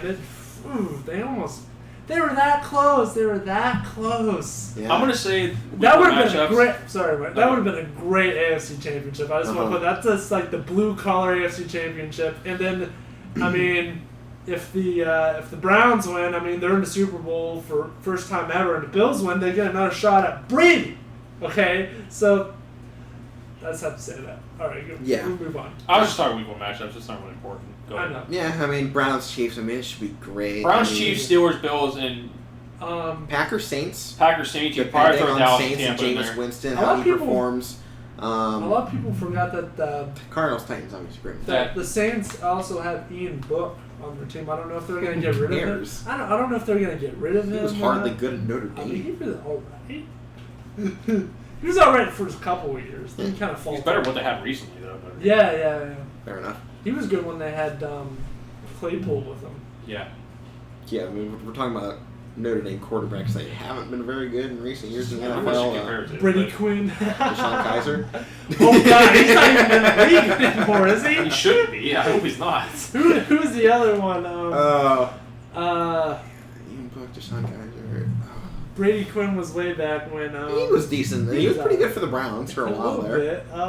For a little Man, bit. he was that one. Yeah, but you guys guy. haven't had much to choose from outside of Baker, though. I remember. I mean, statistically, Everett Baker Mayfield Golson. is now the greatest quarterback in Cleveland Browns history. I'll say the modern Cleveland Browns I history. remember Everett Golson back in the early 2010s. Okay, then. I don't know. I guess we'll get to see the first chance for the Saints to see Jameis Winston really going up against Aaron Rodgers and the Yeah. Packers. Can I say the something about question the marks Saints? of the Green Bay team. So I The got fact questions. that was even a race between those two, I don't. Why? it's an insult Yeah. to Jameis Winston. It is. Yeah, it is. Taysom Hill has terrible He's quarterback not a stats. quarterback. Keep him in his role that he's successful Slash. at. I mean, Listen to this. Cordell Stewart. His nickname was Slash. He was great when they had, what was his name? Neil O'Donnell or whatever. He was great. Lined up as a wideout, running back, whatever, punt returner. But the first time when they started him full string quarterback, he sucked. yeah. I mean, he's a big part of And our that's offense. Taysom Hill. Why it was even an issue or Yeah. a conversation. Yeah. Go ahead. Other stuff. So let's make our predictions here for some NFL stuff. AFC East champions: Bills, Dolphins, Patriots, Jets. I'm on the Bills bandwagon. Bills. You gotta go Bills. But I think the Patriots are gonna bounce back Patriots here, are going to have a bounce back. They should be good. I They still should think the be good. Bills. It's I the love Bills' Mac time. Jones. I think though. Mac Jones is going to be that guy here in a couple of years. Okay, they picked up a lot of those, not really big names, but guys that can play. They had one of the best free agencies, Who was though. that? Who was that tight end they got from the Chargers? Hunter Henry. Yeah, Hunter Henry's good. A couple other players. I think Okay. they picked up the guy who played for the Eagles. Wasn't Hunter Henry in Atlanta at one point? No. No. Okay. Never mind then. Yeah, I got the Bills though. How do you guys think the Bills. Dolphins fare this year? Second year now? I Tua? like Tua. I like Tua, and I don't I don't know. Who's the receiver you got? Can't think of any of them right I now. don't know. But Well, you think they're third place finish though with the Jets in Yeah. fourth with Zach Wilson? yeah, Yeah. Jets. That's about right. A lot of young I like- quarterbacks though. I like the in this area. I like what's his name? Elijah Moore. I think he'll be a good receiver here. Yeah, he was from Ole Miss. Yeah. I think I had him rated as one of my top Yeah. wide receivers coming out of the draft. Yeah. I really liked So him. I think in the years to come, if they get some guys to protect Zach Wilson and maybe a good running back, I mean, they'll be good. Maybe a couple good defensive guys. So an entirely new team to put around him is what Yeah. you're saying. Pretty much. We're gonna take the Jets and trade Zach Wilson into a good team, and then he'll have a chance of winning. If you trade him Um, to like the Colts, maybe. I just think the AFC East is a great future. I mean, Josh Allen's going to be the oldest Young, like you quarterback said. in there, Oh, he's and then you'll have awesome. Tua, Zach Wilson if he turns out, which I kind of hope he does, and Mac Jones, who's shown a lot of upside. And Mac Jones. right now it might be Cam Newton's job come week one. Then we It probably haven't will be. named a I mean, I quarterback still yet. like Cam Newton. Yeah, I like Cam Newton. and he's shown a better development of Bill Belichick's system here in year two, and Cam Newton's still looking for his opportunity again in the NFL, and at the moment, AFC East is Yeah, kind of this looking like is the AFC Superman. North was, last year with young Baker, young Lamar, young Joe Burrow, and then old Big Ben on top of it all, and it was kind of like the I'm Patriots gonna go now. off about them in a second. Okay, we'll once save- we get to their division. Save it. We'll go AFC West next. Broncos, Chiefs, Raiders, Chargers. Chiefs. Listen to Chiefs, but listen to this. All right, Listening. the Broncos. Not listening. They're so stupid. They passed listening. up. They passed up Their on Mac defense is Jones. sick, though. Yeah, and I like Surtain. I like the receiver core is good too. Cortland Sutton. They could be Yeah. okay. I mean, they're going to be Who's the okay. guy? What's his name? Penn State. KJ Hamler, come on. Yeah, KJ Hammer. I like KJ Hammer. Some fan he is. Shut up. Rookie. But Terry Bridgewater, I mean, he's all right. He's kind of here and there. dear God, I don't even know why Bridgewater they came. had that good moment though. Yeah. If he can return to that Yeah, form, you know, it'd be great. I don't think they take the But division away from the Chiefs, they but I think passed- they're second I place. mean, they did pass up on Mac Jones. I mean, like, potential for a wild card spot, small. small. But I think it exists if Bridgewater can return to form. I mean, who? Oh man, The Raiders I'm and Derek forgetting- Carr, I mean, I'm forgetting names. Las Vegas Allegiant Stadium for the Hey, first man. time with fans. You know, it'll be nice to see that. I don't see tons of upside in the Chargers. Still haven't found their fans, even though we're allowing full capacity again. But they're They getting a lot didn't of show hype, up too. when there was full capacity, when they couldn't fill up a 20,000 At a seat soccer stadium. stadium. I think it was only like 15,000. It was full of Steelers fans. It was sold out, but Alright. no one from LA was watching. We'll go AFC North now. Ravens, Bengals, Browns, Steelers. Okay. Okay. Get This is mad? hard. You know, this is one of And the hardest it's divisions not- to pick out from. And I tell you what, And it's especially hard for us to take the bias This is- out of it and make that pick. This is my first simulation. I really don't think they're going to win the division at all. Of course, it's the Bengals, but I think I that's think the first one off the table in most people's playbooks is the Bengals. yeah, you know who second is? Ravens. I think it's going to come down to Pittsburgh and Cleveland. We're still I- waiting to see if the Steelers can get back to their offense, though. I mean, had a great start last season. Yeah. Then they stopped running. I like the Yeah. addition of Najee Harris, Me but it's too. a matter of Ben, will they use him? and they have to because Big Ben. They got believe me, I hate all the Steeler haters. Okay, they're coming out. Oh, Ben's washed and everything. The guy's throwing 60 passes a game. What do you Yeah, expect? What do you expect? We have a running back now. I know we got a little bit of young offensive line. We lost Villanueva to the Ravens and a couple other guys. I mean, of course, our center retired. You know, and Marquise Pouncey. Our defense is still the same. What we lost. What's his name to the Titans? I forget Bud his name. Dupree. Yeah, Bud Dupree. But I mean, Devin Bush is coming back. We also have. I forgot about Devin Bush. Yeah, Devin Bush is coming back. I We forgot about I like Highsmith. We got him at Charlotte. We drafted him because we knew Bud Dupree was leaving. So I mean, I'm not really upset about that. I mean, I like Bud Dupree, but I mean, we still have the team leaders: Cam Hayward, T.J. Watt's coming back. They better pay him, but then they better pay him what he deserves too, because that guy Yeah, he's gonna go defensive good. player candidate every year. Let me help you out. I'm gonna help you out when you're done. Okay. But back to the offensive side. All right, Juju, you gotta have a breakout year. He's got to show that he can be a number one wide receiver. Yeah, he's Washington's been, shouting trade requests. He hasn't been getting really all the reps. I mean, I like Ray McCloud. He's a good young receiver. So if Washington leaves, Ray will step in. And they should not let Washington walk. They No, give they him shouldn't. snaps. He's They a should great give wide him the receiver. snaps. And Jalen Samuels also Jalen a wide Samuels. receiver. He's an up and down kind of guy. Yeah. He can actually He's catch a good the ball. third He's down good. back. He's a good third down back. Eric Ebron, though, is a big question Eric mark on whether or I not he know. can catch the ball. I know. That's why they drafted Pat Farmer. That's why they drafted Pat Farmer. This, but nobody Yeah. wanted to listen to me. Listen, everybody's like, why didn't they pick offensive lineman? Listen, Pat Freiermuth can blocking tight end, Maybe okay? block. And I don't think the guy's ever dropped a red zone touchdown pass. Not that I remember. Not that I remember. The guy can catch and he can block. So You guys need catchers too. I mean, you obviously Yeah. didn't have that last year. no, not at all. I But- mean, who's the other guy? He dropped a lot. The guy from Toledo, I The think. one you made fun of all the time. Yeah. Oh man, Deontay Johnson. Yeah.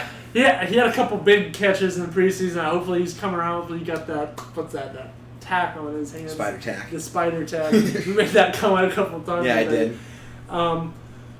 But they have the team. But let Ben me can help you still out. throw the ball, okay? Because what did I say last year?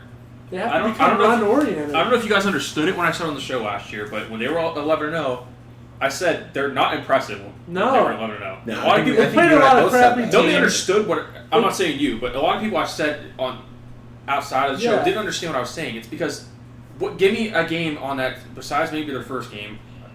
I forget who they played. The Giants. No, it was maybe like week 3 or 4. But besides like a game or two, there wasn't a really game that you could point to out of those I 11 mean, games. they that was didn't play. impressive. They didn't play a Ravens team with Lamar Jackson. They struggled to score like more than Yeah. 25 a game. Yeah, So this year, I mean, you actually have a running game this year that they clearly didn't have last year. I know, and I was so mad. You have Ebron. I mean, you have a guy behind him, Pat Freiermuth, that's obviously He's gonna help great. them. The receivers can. Obviously Ben's going to throw less than he did, and they have a sick defense. They have probably arguably one of the best defenses in the league. Still, and they've lost. A couple That's guys. obviously the strength of their team. So Pittsburgh's going to be fine this year. All this stuff about saying, like you said, And Ben's old. Obviously, he's not Yeah. the same as he was, No. but he had to do so much last year. Yeah, he. Now that I wish playoff they game where had he it. threw He like threw 60. Huh? Yeah, he threw like over 50 passes. Yeah, it was I think it was like against the Browns. Yeah, I think it it was was like like Now 60. I wish they had a better offensive line. That's the only thing that's kind of holding me back with them. Yeah, But they're young. people need to understand. They're fresh. Pittsburgh doesn't rebuild. They They have reload. offense. They don't have losing seasons. They don't. Can't And remember with the this, last with time this they had a team, losing season. with this team they have Before right now, Tomlin. they're Before Tomlin. so. yeah, And they rarely had one with, oh man, I'm forgetting names. He Bill just got Cowher. elected. Yeah, Bill Cowher. Now, what's the matter? Oh, man. I can't say it. Um, I don't know. I'm not. Go make your Yeah, argument. go ahead. I Let's don't talk know. about Cleveland. We were talking about Pittsburgh. We got to talk about Cleveland. Cleveland, they got a lot of good players. They're do. getting a lot of preseason hype, and I don't like when Cleveland gets the preseason That's hype. what I was gonna say. Because we're never good when people expect us to be good. Like So- last year. Right. I mean, people were like, oh, no, it's Ravens and Steelers division. And the Browns are like, hi, guys, we made it farther than all of you. Hey, it's me. I'm back for the first time in 70 years. I mean, the Browns are good. They got a lot of guys coming back. I mean, they really haven't lost anyone. And they should be a good team. Emphasis on should be. But it's the Browns. So take that as you will. The Ravens are going to be the Ravens. They improved on the offensive line, which is something they needed. I think they improved in the wide receiver core. I don't remember who they picked up. I forget. But I think they made some good acquisitions in that I department. forget who said The it. running back question mark might Yeah. become an issue, but Lamar Jackson can take that into his own legs and take care of that. I expect a little bit more quarterback runs this year with just Gus Edwards carrying the ball because he's not going to be able to do That's that a gonna lot. be dangerous. Right. But Because- Lamar Jackson has shown he can take contact and stay healthy, so I'm not worried about Lamar taking the contact anymore. No. You were the first few seasons, but he's shown he can take those hard hits and Oh, be yeah. just fine. Steelers, He didn't even really get hit that one time. He just had to go take a dump. And he was back in his the line. Steelers, I like the pickup of Najee Harris. They have the great Oh, yeah. defense, but the question mark, Najee Harris, he likes to jump over guys. And he likes can't to do that. hurdle. He tried to do that in a preseason game. He did it No. once in one of the preseason games, Yeah. was successful. Did it another time and got flipped. Yeah. So did Saquon Barkley. You saw what happened with him too. If you're Right. running down the field, you got 15 yards of space, and all of a sudden you have, let's put out Richard Sherman. You're going to try and jump over Richard Sherman? Now, this isn't college anymore. I like Najee Harris as running back. I think he'll do great things. I think he needs an adjustment period, though. Going from Alabama and being stacked and dogging on the FCS for the first 3 games of your season, he's going to have to come in there week 1 against the Bills. I think it's going to be a little bit of a shell shock for him. Yeah. I have a feeling. I think he'll make an adjustment quickly because he's a great back, and that's something he's capable of. I think the Steelers' defense will be a little bit less than last year. I think they were still great have the last main year. guys. They got their main guys. Yeah, I think Nick, they're gonna be. That's why I said a little bit less than last Yeah. year. Bud They Dupree's should still a be big good. loss. But Dupree was a huge loss to Yeah. them, but they still have plenty of guys They who still come in. have the front line. Tuitt, Hayward, you still have, Minka Fitzpatrick. I think right now, though, best defense in the Yeah. AFC North is the Browns, slightly Yeah. edging out the Steelers. Slightly edging out, I think. I like The the- Browns I like the still guy are from figuring out Northwestern. that D line. And once they solidify that and get another star Oh, pass yeah. rusher who can really get back there with You have Garrett you and have Clowney. stop up that line, because at the moment it's just like with Aaron Donald. You put 4 guys on him and no one else can break through. Even if in one-on-one. So they still need that same guy, another guy, not nearly as great as Garrett, because you're not going to find that. But they've had some guys kind of working up to it, and there's a lot of young talent that we bring into that position that I'm liking. Offensively, OBJ is back, and at the end of last season, the Browns were the only team in the North that looked like they knew what they were doing. And they didn't even have Odell Beckham. Right. And I've said it before and I'll say it again. Baker Mayfield is better without OBJ, but I think perhaps that might not be the case this year because he found what it's like to win. He's found success. He's found his rhythm. And I think now that he has that, he's not going to feel pressured to force it to OBJ every time because he's found out how to go to his other guys when his one man is gone. You know, he got it to Jarvis. He got it to Higgins, who's expected to come back. He's got Hooper. He's got Njoku. He's got, Hunt and Chubb in the backfield. Yeah. He now knows what it's like to go to somebody else, and he doesn't have to be the main guy. At Oklahoma, the offensive-centered team that he was on, he had to be the main guy. And that first season with the Browns, it felt like he had to be the guy. All the pressure has been on Baker, and it feels like now he doesn't have that. So I have the Browns right now, at least in this first part of the season. I think they can challenge the Chiefs. I don't know if they'll win. I think it'll be a great game. I think they could win. They were so close. And they were so close last year, and I bad. think they can do it this year. I have the Browns taking the AFC North. I think I have the Ravens in second and the Steelers right there in third. I mean, it'll be very tight. close between those top three teams. I have a feeling that's why I have it set up at the moment. And that's no hate against the Steelers. I root for the Steelers every week. They don't play the Browns. Yeah. Same thing Not- with same same thing thing with the with- Ravens. So I you know, hate the I'm going to take my team over all else teams, but I'm not taking the Browns being my favorite is the reason why I'm having them win the North. Yeah, you have valid arguments, but I'm taking Pittsburgh to win it. That's a fair Yeah. statement, yeah. I still like Pittsburgh. So let's check out the AFC South now. Texans, Colts, Jaguars, Titans. I got the Titans. I think Jaguars have a lot to prove. Texans are still trying to figure out how to play their football. situation. The Colts don't have a know. quarterback. Even if Carson Wentz was, you just don't know what you're getting yet. With I don't Carson even Wentz, like. So I'm yeah. picking Titans. I've been saying since he's been drafted that he's a bust. So I'm sticking with Yeah, I like the Titans. Tannehill has shown that Yeah. him and Derrick Henry Yeah. are a thing you of have- art. So They had a I big like free it. agency too. You have A.J. With Bud Dupree Brown, and getting too. Julio Jones. So. it. Yeah, they picked up Bud Dupree, and you have A.J. Brown as well. Right. So I got the Titans there. Out in the NFC, we'll start NFC East. Cowboys, Giants, Eagles, Washington football team. To be honest, Mike, I think you're probably the most well-versed in the NFC East out of any of us. I don't have an argument though for There Dallas. hasn't been. I don't have an argument for any decade. teams. I'm Right, just- it was the worst conference last year. Again, I've said it the last 2-3 years. On paper, Dallas should win this division, but they Is haven't even proved it. Washington going to start? Are they going to start Fitz? They already announced it. Yeah, they're starting Fitz. Do they still have Heineke. Heineke? Yeah, Yeah. he's on the team. Oh, good. I think he's a good guy that they can build up. I I don't know think if he'll he's- ever be the starter, Oh, but I think he'll be a great that backup for playout that game, squad. he showed a lot of heart. He's going out playing against Brady. No, He did, and but you know what? Go Yeah. look at other stars that have shown up in a big game. Nick Foles. Nick Foles. But Yeah. you know what? Hasn't With done anything Heineke, else. I'm not buying the Heineke hype because if he didn't have that one decent game in the playoffs, nobody would even be talking about him. I know. If Nick Foles didn't win a Super Bowl, And nobody's Tampa talking was. about him. You could argue Tampa was still trying to in the playoffs. They were still trying to find themselves in the first Yeah. round. So I'm not buying the Heineke hype. But I like I him. like I think him. he'll I'm he'll not be a solid starting him. backup. I like right. him. I think he's probably one of the better backups in the league. But in Dallas's case, their issues weren't on offense last year. I mean, I know Dak was hurt, but it's like their defense. It's not. I still think they can grow with their defense, obviously. But they had a good draft on the defense. They have a new D coordinator, and then Dan Quinn. I mean, a good D coordinator, Dan Quinn. Obviously, like I said on paper, they should win it. But I really don't have an argument. I'm going to pick Dallas because they should, but could it be Washington? Yeah, it could be The past Washington. decade. But it's pretty much between those two teams. I'm not. The Eagles are far away. The Giants don't have much, but the past decade, they haven't had a repeated division champion. no. But You know, I think the Giants could make a good run if Saquon can stay healthy. Daniel Jones, we saw him in a preseason game. But just we all the other agree- night looked Saquon awful. here- we all agree the Eagles have no chance, though. No, No, I don't agree. you don't agree? I think the Eagles have a chance. I don't. In the worst division of football, you're saying a terrible team can't They make it? have I say they Hurts. have a chance. They have Hurts, and I like Jalen Hurts. I I'm like sold Jalen on it. Hurts. That's my thing. Listen. I'm not sold that they can win with him. I like him as a You know who quarterback. else they I think have? they have some good players, and I think in the worst division in football history that they could do something. You know who else they drafted? Last year might have been the worst it ever will be, though. Yeah, I think I mean, so. the- I don't think you can get it worse than Hopefully, it I was. hope so. I I mean, Washington's a good team.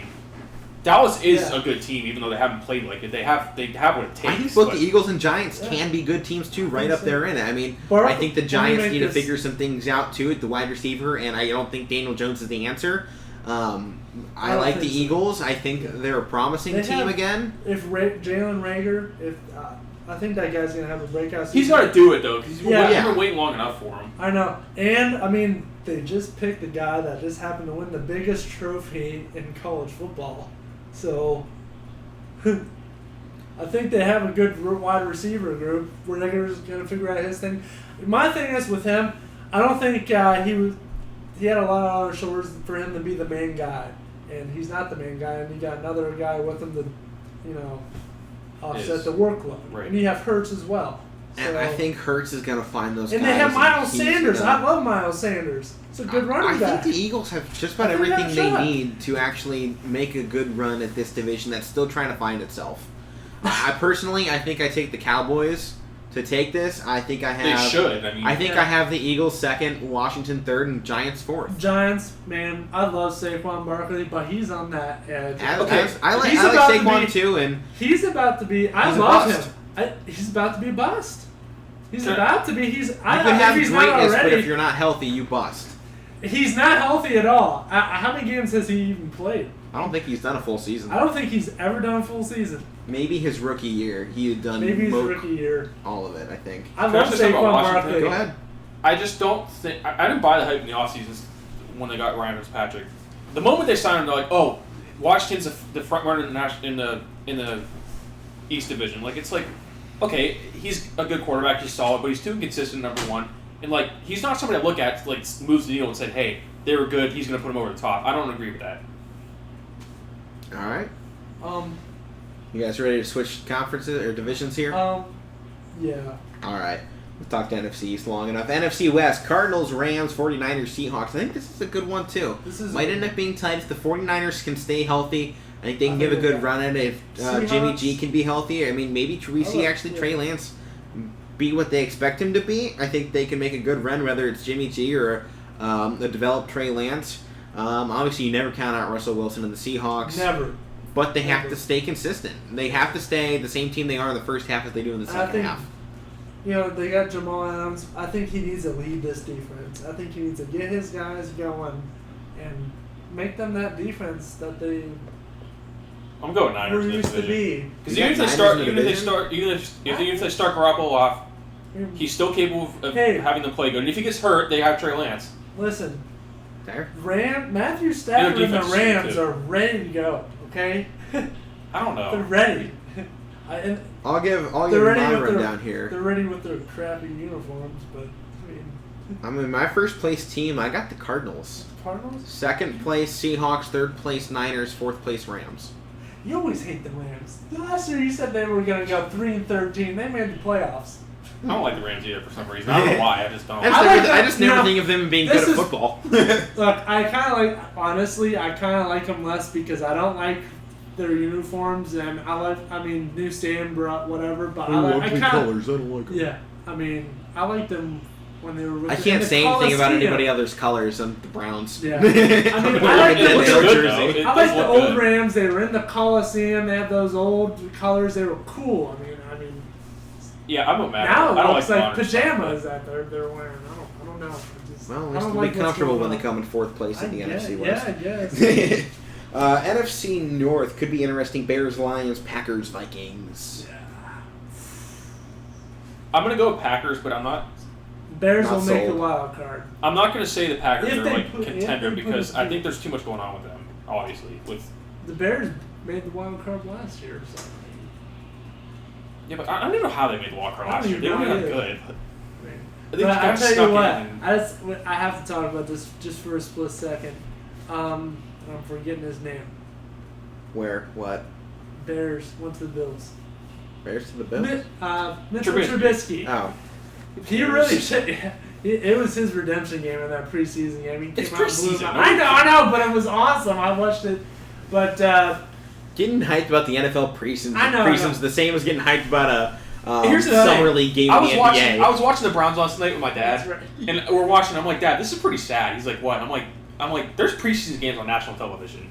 Right. This is sad. This is. It's just we want football. I mean, we're watching a high school football There game was right a- now. The That's Geico still- high school football that's replayed. kickoff, and it's 40-14. It's like this is our Hey, I've national been watching television it. here. It was 28-14. It was kind of close. Yeah. Not anymore. North They, Cobb they took showed down a couple Milton. of players that are committing. One guy's going to Virginia Tech. I Mhm. forget what I don't know. I So don't know. who do you guys have winning the North NFC? Mike. I'm gonna go Packers, but Yeah. I don't think they're not going to be a contender for the Super Bowl because they No. just have too many issues. But Too they should many be able to issues. win this division. But yeah. I'll go Packers, Vikings, Bears, Lions. That's my 4. Now riding Fair. the Goff train. They have a good running back now. They don't have good anything else though. Right. That's true. Is that DeAndre Swift? Yeah, I think so. He should have a good season on the ground. Yeah, They can't throw. They have golf. Yeah. Golf. Goff. The only thing he is golf target. You're horrible. Yeah, Alright, gotta moving try. on. NFC South: Falcons, Panthers, Saints, Buccaneers. Bucks. But Saints, man, they're gonna make a push. I got Jameis Buccaneers Winston. first, Saints second, Falcons third, Panthers fourth. That's exactly what I had. Yeah, I mean, I think I that's know. probably might be the most solidified. I like Sam standing Darnold, there. and I think they're keeping PJ Walker. Did you say you as well. like Sam Darnold? I mean, I like him in Carolina. I like PJ Walker. Their backup. I'm a Sam Darnold fan. You're What? saying? Are you really?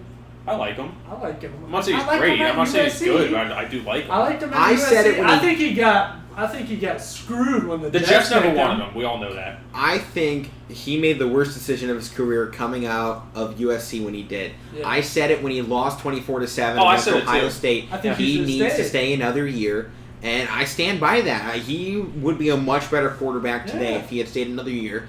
Number one, because he wouldn't have been on the Jets. Two, he would have had better experience in college. Same thing with Dwayne Haskins. If he had stayed, he would have been a better He might have quarterback. been on the Jets. The Jets suck every year. They have the first pick.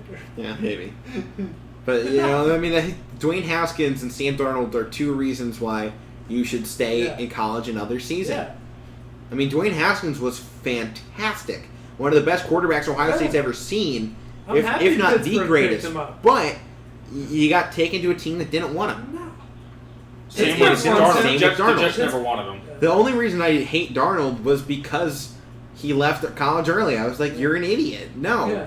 You clearly need that degree if you think going to play for the Jets is better for your life. Then stay in USC. Jets.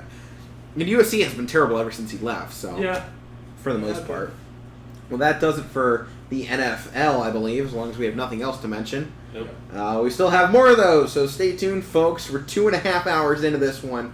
We're aiming for 3 here this afternoon, potentially. Let's do it. Let's go into it with everybody's favorite talk about the NBA. The new old look Lakers is what I'm calling them here. The offseason roster changes. They signed back Dwight Howard, brought in guards Wayne Ellington and Kendrick Nunn. I like the Nunn pickup from the Miami Heat. I think everybody likes Kendrick, so Malik Monk, he can throw down a good dunk or two.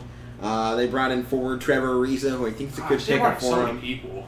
Huh? They brought in so many different people. They did. They re-signed Talon Horton Tucker, brought in Carmelo Anthony, brought in Russell Westbrook, and are about to make official that they are signing Rajon Rondo back to the team once more Gosh, how many after people is he that? Like got 10 bought people? back. After he got bought out from the Grizzlies, after he was just traded away by the Clippers that we'll talk about here in a minute. What do you guys think of this new old look Lakers? They're obviously old. It's But obviously a new group. old, yeah, old and new. I like the way you say it, but They're old. do I think they gave But up you a know lot what? for Russell? They Yes, got I do. Hey, a lot of these I'll tell same you what, guys to go they're to the old, championship game against Kendrick Nunn in the But they championship. have NBA experience. I mean, they're old. They can still play. Well, it's you funny. have LeBron. You have Carmelo. I believe it was like Dwight Howard, Russell Westbrook, LeBron James, Rondo, and Carmelo were all on the 2012 All-Star team or 2011 All-Star team the year before AD was even in the league. It's like, oh, yeah, these guys have been here for a while. It's been a while. I don't know. I think they have a good chance this year. I think they brought back Dwight Howard, and that was the best thing they could do. Yeah. To me, that was the best pickup they had. Yeah, I mean, I like Carmelo too when he brings in a good bench piece. I really I like think he'll him with start early in the Portland. season, but I have a feeling he'll get pulled off. For I that. liked him with Portland. I think that was kind of his bounce back team, and I think that's what got him there. I think it's a good place to finish him off in LA a season or two. I think maybe get a Rondo. ring. I think Rondo will probably retire after this season. Maybe I think he should. another one or I mean, two. Especially he if they take home a championship, he's Yeah. gone. There's a good chance for Russ to show what he can do again. I mean, he was still good in Washington. He was still getting his triple-doubles, but now he's in the spotlight again, and he can use LeBron James and all of these other guys and Anthony Davis to really build up that assist column. I think they have a lot of good pieces. I almost feel like they may have gotten too many pieces and might just be passing over to one another every single time and no one shoots the ball because you have LeBron James, Rondo, and Russ. 3 guys that love to pass and not shoot. LeBron has only ever shot the ball when he has to. Yeah. Especially, they all defer to Anthony Davis. Anthony Davis is going to average 35 points this season. At this point, everyone's going to be so distracted, and he's going to get 15 alley-oop lobs a game and never have to shoot it. He'll just dunk it. My thing about Russ is, I just want to see how he plays the second time with like legendary players around him. Right. Because it obviously didn't work in OKC. That's why Kevin Durant left. So, can it work? Yeah, but I want to see it first, and him and Bradley Beal weren't successful either. That was a duo that we thought going into the season, like, oh, I was going to make some noise, and they didn't. They did. They made the noise of a cricket. I just don't. I mean, I know the Lakers didn't have a ton of options at point guard, but I just don't know if it was the best fit. I mean, I think it was a good pickup, though, nonetheless. Yeah, oh, based on definitely. the fact It's Russell that Westbrook, but they have to bring in big names to the LA. Yeah, Number one, they have to bring in big names. yeah. They always have, and they always will. The other LA team, the Clippers, acquired Eric Bledsoe from the Grizzlies for Patrick Beverley, Rajon Rondo, and Daniel Otero. I think they gave up too much. I don't think I like it. I didn't like it whatsoever. That bad, man. I thought he was going to retire a Clipper. Yeah, you kind of thought so, but which means the Clippers have gotten rid of their 2 best 6th man of the years. Surprisingly, they still have Lou Will. Wait, no, they don't. No, Lou Will's in that. Yeah, so they lost Lou Will, Pat Bev, Well, they and traded Lou Will Montrez. for Right. Rondo. Yeah. Yeah. Then they So it's traded like Rondo. they had 3 6th men of the year guys, and they got rid of all of them. And it's like, man, you guys were having your contending roster. Your problem clearly is not the backups; it's your stars, Paul George and Kawhi.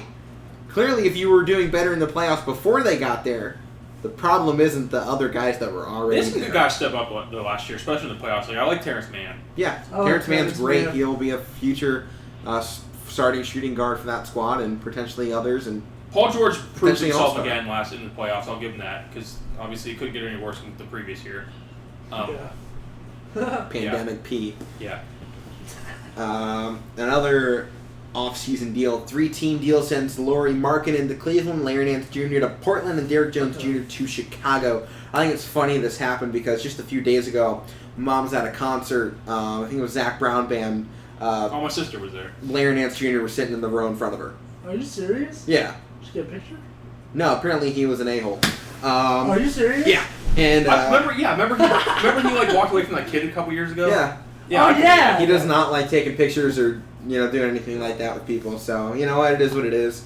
He's gone. I love Lauri Markkanen, and I think he's me a great too. pickup, and I think he's a younger Kevin Love that's more athletic and has a little bit of a better shot. I think he needs a little bit more development that obviously he'll get in the next 2 years behind Love, because Love has already said there's no way I am opting out of that 2 year, $60 million contract, because you would have to be an idiot to even try and get out of that. And Kevin Love has shown that he's not dumb. He can sit on the bench for a year and get paid $30 million, and he's earned it. A mentor. Yeah, Right. he better be on the bench because you just drafted Mobley. You better be starting Mobley. You just Better drafted be number Right. 3. It better be Evan Mobley and Lauri Markkanen getting played. If paid Evan enough. Mobley's not in the starting lineup, people should be rioting. Yeah. Frankly. I think Portland's probably the most upset out of this trade because they were supposed to get Markkanen before the Cleveland joined into this trade, and I think that would have been a good fit out there. They needed another shooter and some scoring, Okay, and but Markkanen fit that. Derrick Jones Jr. cannot shoot. He No. can't shoot. He can He's dunk. great in the mid-range. He's okay in the mid-range and great to dunk it. Obviously, dunk contest champion. But he doesn't have a consistent three-point shot. He can hit it, but not often. Here's my thing. He's like Ben Simmons. The Trailblazers might not have gotten what they wanted in Markkanen, but Larry Nance Jr. has, the last few years he's gotten better at shooting. His defense has been good, and he led the league. He was one of the league leaders in steals last year, so that's a good pickup for him. I don't like the Cavs losing him. I love But Lauri listen- Markkanen, but I just don't understand. I was kind of confused when I saw this. It's like you just drafted Mobley. He's probably going to be your starting power forward. But You have Jared Allen. You still have Kevin Love. Now you just got Markkanen. You still have that guy. I mean, I don't know if he's going to play that much, but you still have that guy that got last year for JaVale McGee, Hartenstein, who was kind of good last year. Isaiah Hartenstein, former. He Yeah, was kind of Hartenstein. decent. So you have 5 big Julian. men. you also have Dylan Windler come back. If he's healthy, he can still shoot. Yeah, he's small for it though. This team so. just confuses me. They have a lot of pieces. Listen. We'll see what sticks though. I think that's what it is. They're getting a lot of things, and whatever sticks together is what they'll keep together. I would just feel I so mean, much better if right- Kevin Love is out of here. I would. My- That's my one thing two more than favorite- I love him, but retired. Jeez, Yeah. We just don't retire. need him Just anymore. retire. Just retire. We'll let him keep the 2-year, $60 million contract. Just retire and give us another roster spot. Yeah. My two favorite teams are the Cavs and Portland Trailblazers. So I really don't. I can't pick a bad side. I mean, I like Nance, and now he's going to the Trailblazers. Good, because I like them too. Like, before- it's not like I'm losing them. Before the free agency, the offseason hit, and then the draft, I was at a game last year when the Cavs were playing the Bulls, and I was like, Yeah. Laurie Markkanen is somebody I would like to have on the Cavs. But then they go ahead and draft Mobley, which I didn't have an issue with. But it's like, just draft Mobley at 3, then you get a guy that's, like, Larry Nance Jr. probably fits better on the Cavs than Markkanen, off the bench. Yeah. He mastered that role over the last couple of years. I think It's just- Markkanen spaces the floor better though. He does. He's a He better does. shooter. And that's what we need, because Sexton needs to drive, Garland needs to be able to move around with the ball, and you can't do that with the clustered paint. But with Larry Nance Jr., we also he got better at defense, and we are a bad defense. But we got Jared Allen. We have Jared Allen. Yeah. And Markkanen's great on defense too. You can't take that And, away from him. so is Mobley's supposed to be Okoro. good. Okora's Listen, supposed to I'm be not good on saying- defense. I think this move makes sense in the next few years. Yeah. I think Nance may have fit better now, but I don't think he fits the system come 2 years from now, where this team is going to be. I agree. And I think I that's agree. what Cleveland is looking at. Because Cleveland has shown they are clearly not win now. We're going to win later. And we're going to build to that. And that's how small market teams work. Now I know And that's how Cleveland has worked. I just got done saying I'm confused by this team, but it's like at the same time, like I don't think it's like I said last year, and I know people kind of thought. I'm sure listeners probably thought I was dumb for saying this. I don't think they're that far away from at least being a playoff team. I mean, it's Not from a playoff team, It's in the no. Eastern Conference, and there's 10 teams that make it in each conference, so they should be at least in that conversation. But yeah, it's nothing against Laurie Markkanen. He's a player I've wanted. I'm glad that they got him, but This is it's good with the Bulls, right? we just have a log jam at big men. It's It's a good problem to have. in today's game though. Yeah. Yeah. What team just won the championship? Bucks. What do they focus their game around? Big men Man. who can shoot. That's what the Cavs just got. Yeah. Obviously, They just obviously, They just overlap the Suns. I mean, they're the Suns focused around big Yeah. guys. I mean, they Yeah. built that up. Yeah. You know, Chris Paul and Devin Booker, they only needed 2 smalls. yeah. You know, that's what they worked with, so. What's his name? DeAndre Ayton. Yeah. There's and I they're mean, gonna be back I next think, year I mean, too. who was the But MVP last year? Big man.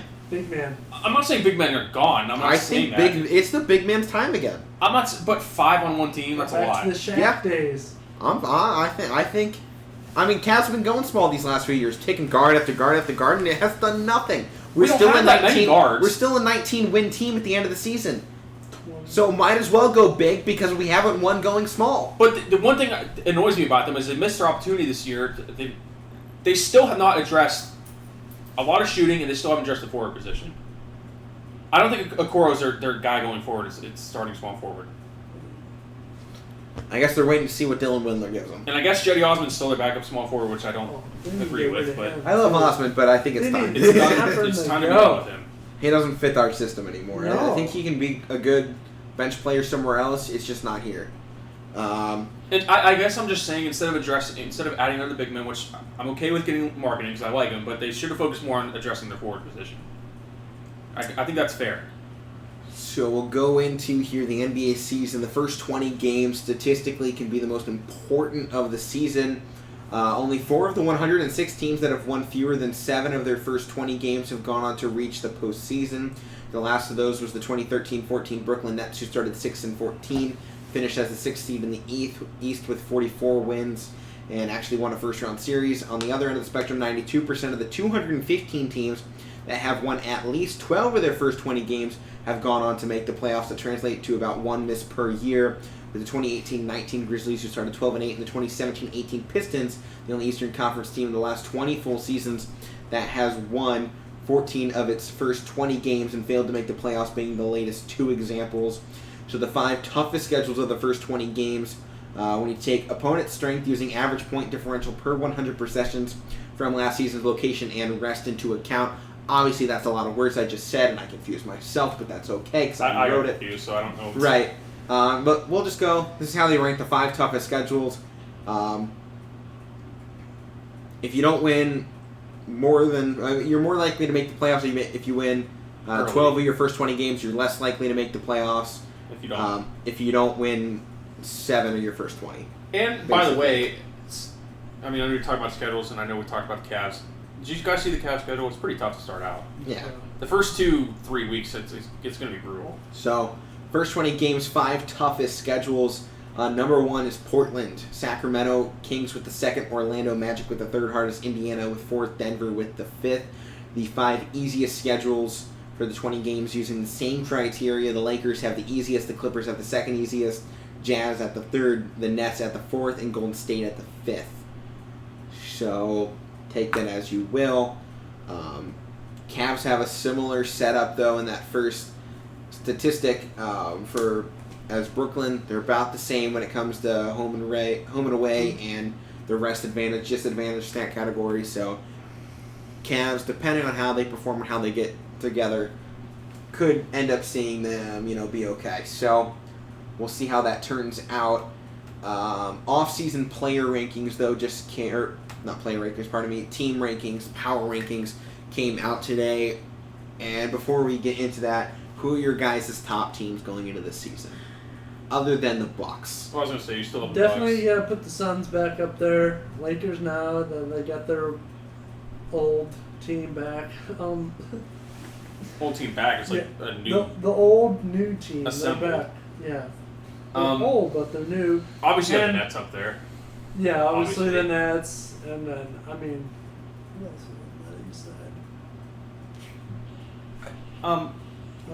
What do you think about the Suns this year? Do you think we can do it again? I think they won't do what they did this year again. They can be a top team in the I think they're going to West. be a top team in the West. I don't think they're going to go as far as they did. Chris Paul's getting old. So we'll go down these top teams they have ranked here. This is for the East, Eastern Conference. Nets in 1st, Bucks in 2nd. The Hawks sit at 3rd. Sixers at 4th. Miami Heat in 5th. Knicks in 6th. Boston Celtics back in 7th. Chicago 8th. Toronto Raptors in 9th. Washington Wizards in 10th. The Pacers in 11th. The Hornets in 12th. The Cleveland Cavaliers in 13th. And the Detroit Pistons in 14th. Orlando Magic in 15th. And then we go over into the West here. In 1st place sit the Phoenix Suns. 2nd place the Los Angeles Lakers. 3rd place the Utah Jazz. 4th the Mavericks. 5th place the Clippers. 6th place the Nuggets. 7th the Warriors.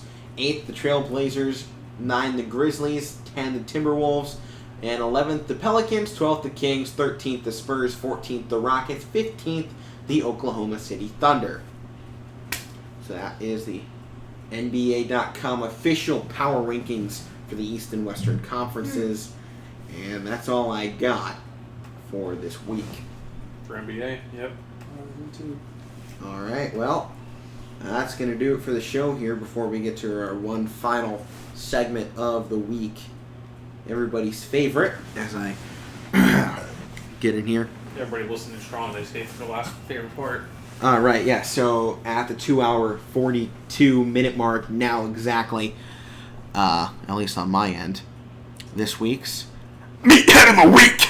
Hey guys, what's up? This week's Meathead of the Week, it's going to the fans, okay? In particular, the Mets fans, okay? They're booing their teammate, they're booing their team, and they come back and win, and they give them the thumbs down at their fans. I'd be doing the same thing. Why would you boo your team? You stick with your team, through when they lose and through when they win. I've loved the Indians the past. I'm 22, so I have a lot to say about this. So the past 10, 15 years. I was alive. I've loved them. That's my team. I've never booed them, and they've sucked a lot. Okay, And I've sticked with them. There's no reason, to boo their team. I know a Mets fan, and he likes to boo his team too. I'm not going to name any names, Alec. You know who I'm talking about. But there's no reason to boo your team, okay? That's your team. You like them. You wear their, their clothes and their jerseys. Don't boo them. You stick with them. Especially with all the, talking they did over this offseason, acquiring all these big names and, look at us. And, as soon as they start to struggle, it's, screw you guys. Boo, you suck. We don't want you here. Get out of here. It's stupid. Mike? I know Mike has some pretty strong opinions on the other end of I this. don't have a problem with it on either side, to be honest. Okay. Like, you're allowed to boo your team, and if, the team gets mad at them for booing, then you're allowed to respond back to them. I have no issue either way. Fair enough. And, But still, don't hype up your team in preseason and then boo them. that's why they're frustrated, because they were supposed to be way better than they are, and they've lost 21 of the last 30 games. crap. They're allowed to be mad. I thought the Indians were going to be great this year. They're horrible. Well, you're stupid for thinking they were going to be great, because they were never going to be great. Oh, they were going to be pretty good. Pretty good, but pretty good. You just said great, now you're saying pretty good. Well, I mean, There's that's a difference. better. It's like the Steelers in the first half of the season last year and the second half. Oh, this team's going to be great. We're going to be pretty good. Matt, We're going to be okay. Take it from me. Take it from me, okay? I'm a Pittsburgh fan of baseball. I like know, playing I basketball. know. You Up never until- boo them, do you? I don't boo them, but I get pretty frustrated with them. You can get frustrated, but I'd never deliberately be like, boo, I hate you. Like, I'd never do that. I'd never do that. That's just bullcrap. I don't have a problem with it. Well, what a show we had here first week back. Hope you all enjoyed. Thank you for listening this far into it. If you did, 2 hours and 45 minutes strong. Thank you all for tuning in this week. And we'll be back not next week because Labor Day, so we'll be talking week 1 of college football and week 2 as we come back in that following Monday. I don't know exactly which day that is. I think it's like the 6th of September, something like that. So I've been Alec Berna with me here this afternoon, Matt Morrison and Mike Wolfgang. And Matt was trying to have something here at the end, but we've gone far enough, so perhaps another time here. Thank you all for joining in. Make sure to like, share, and subscribe. Don't let your friends miss out on sports, because then you're a terrible human being and nobody likes you. So we'll see you all next time. Thanks for supporting, and buy our merch.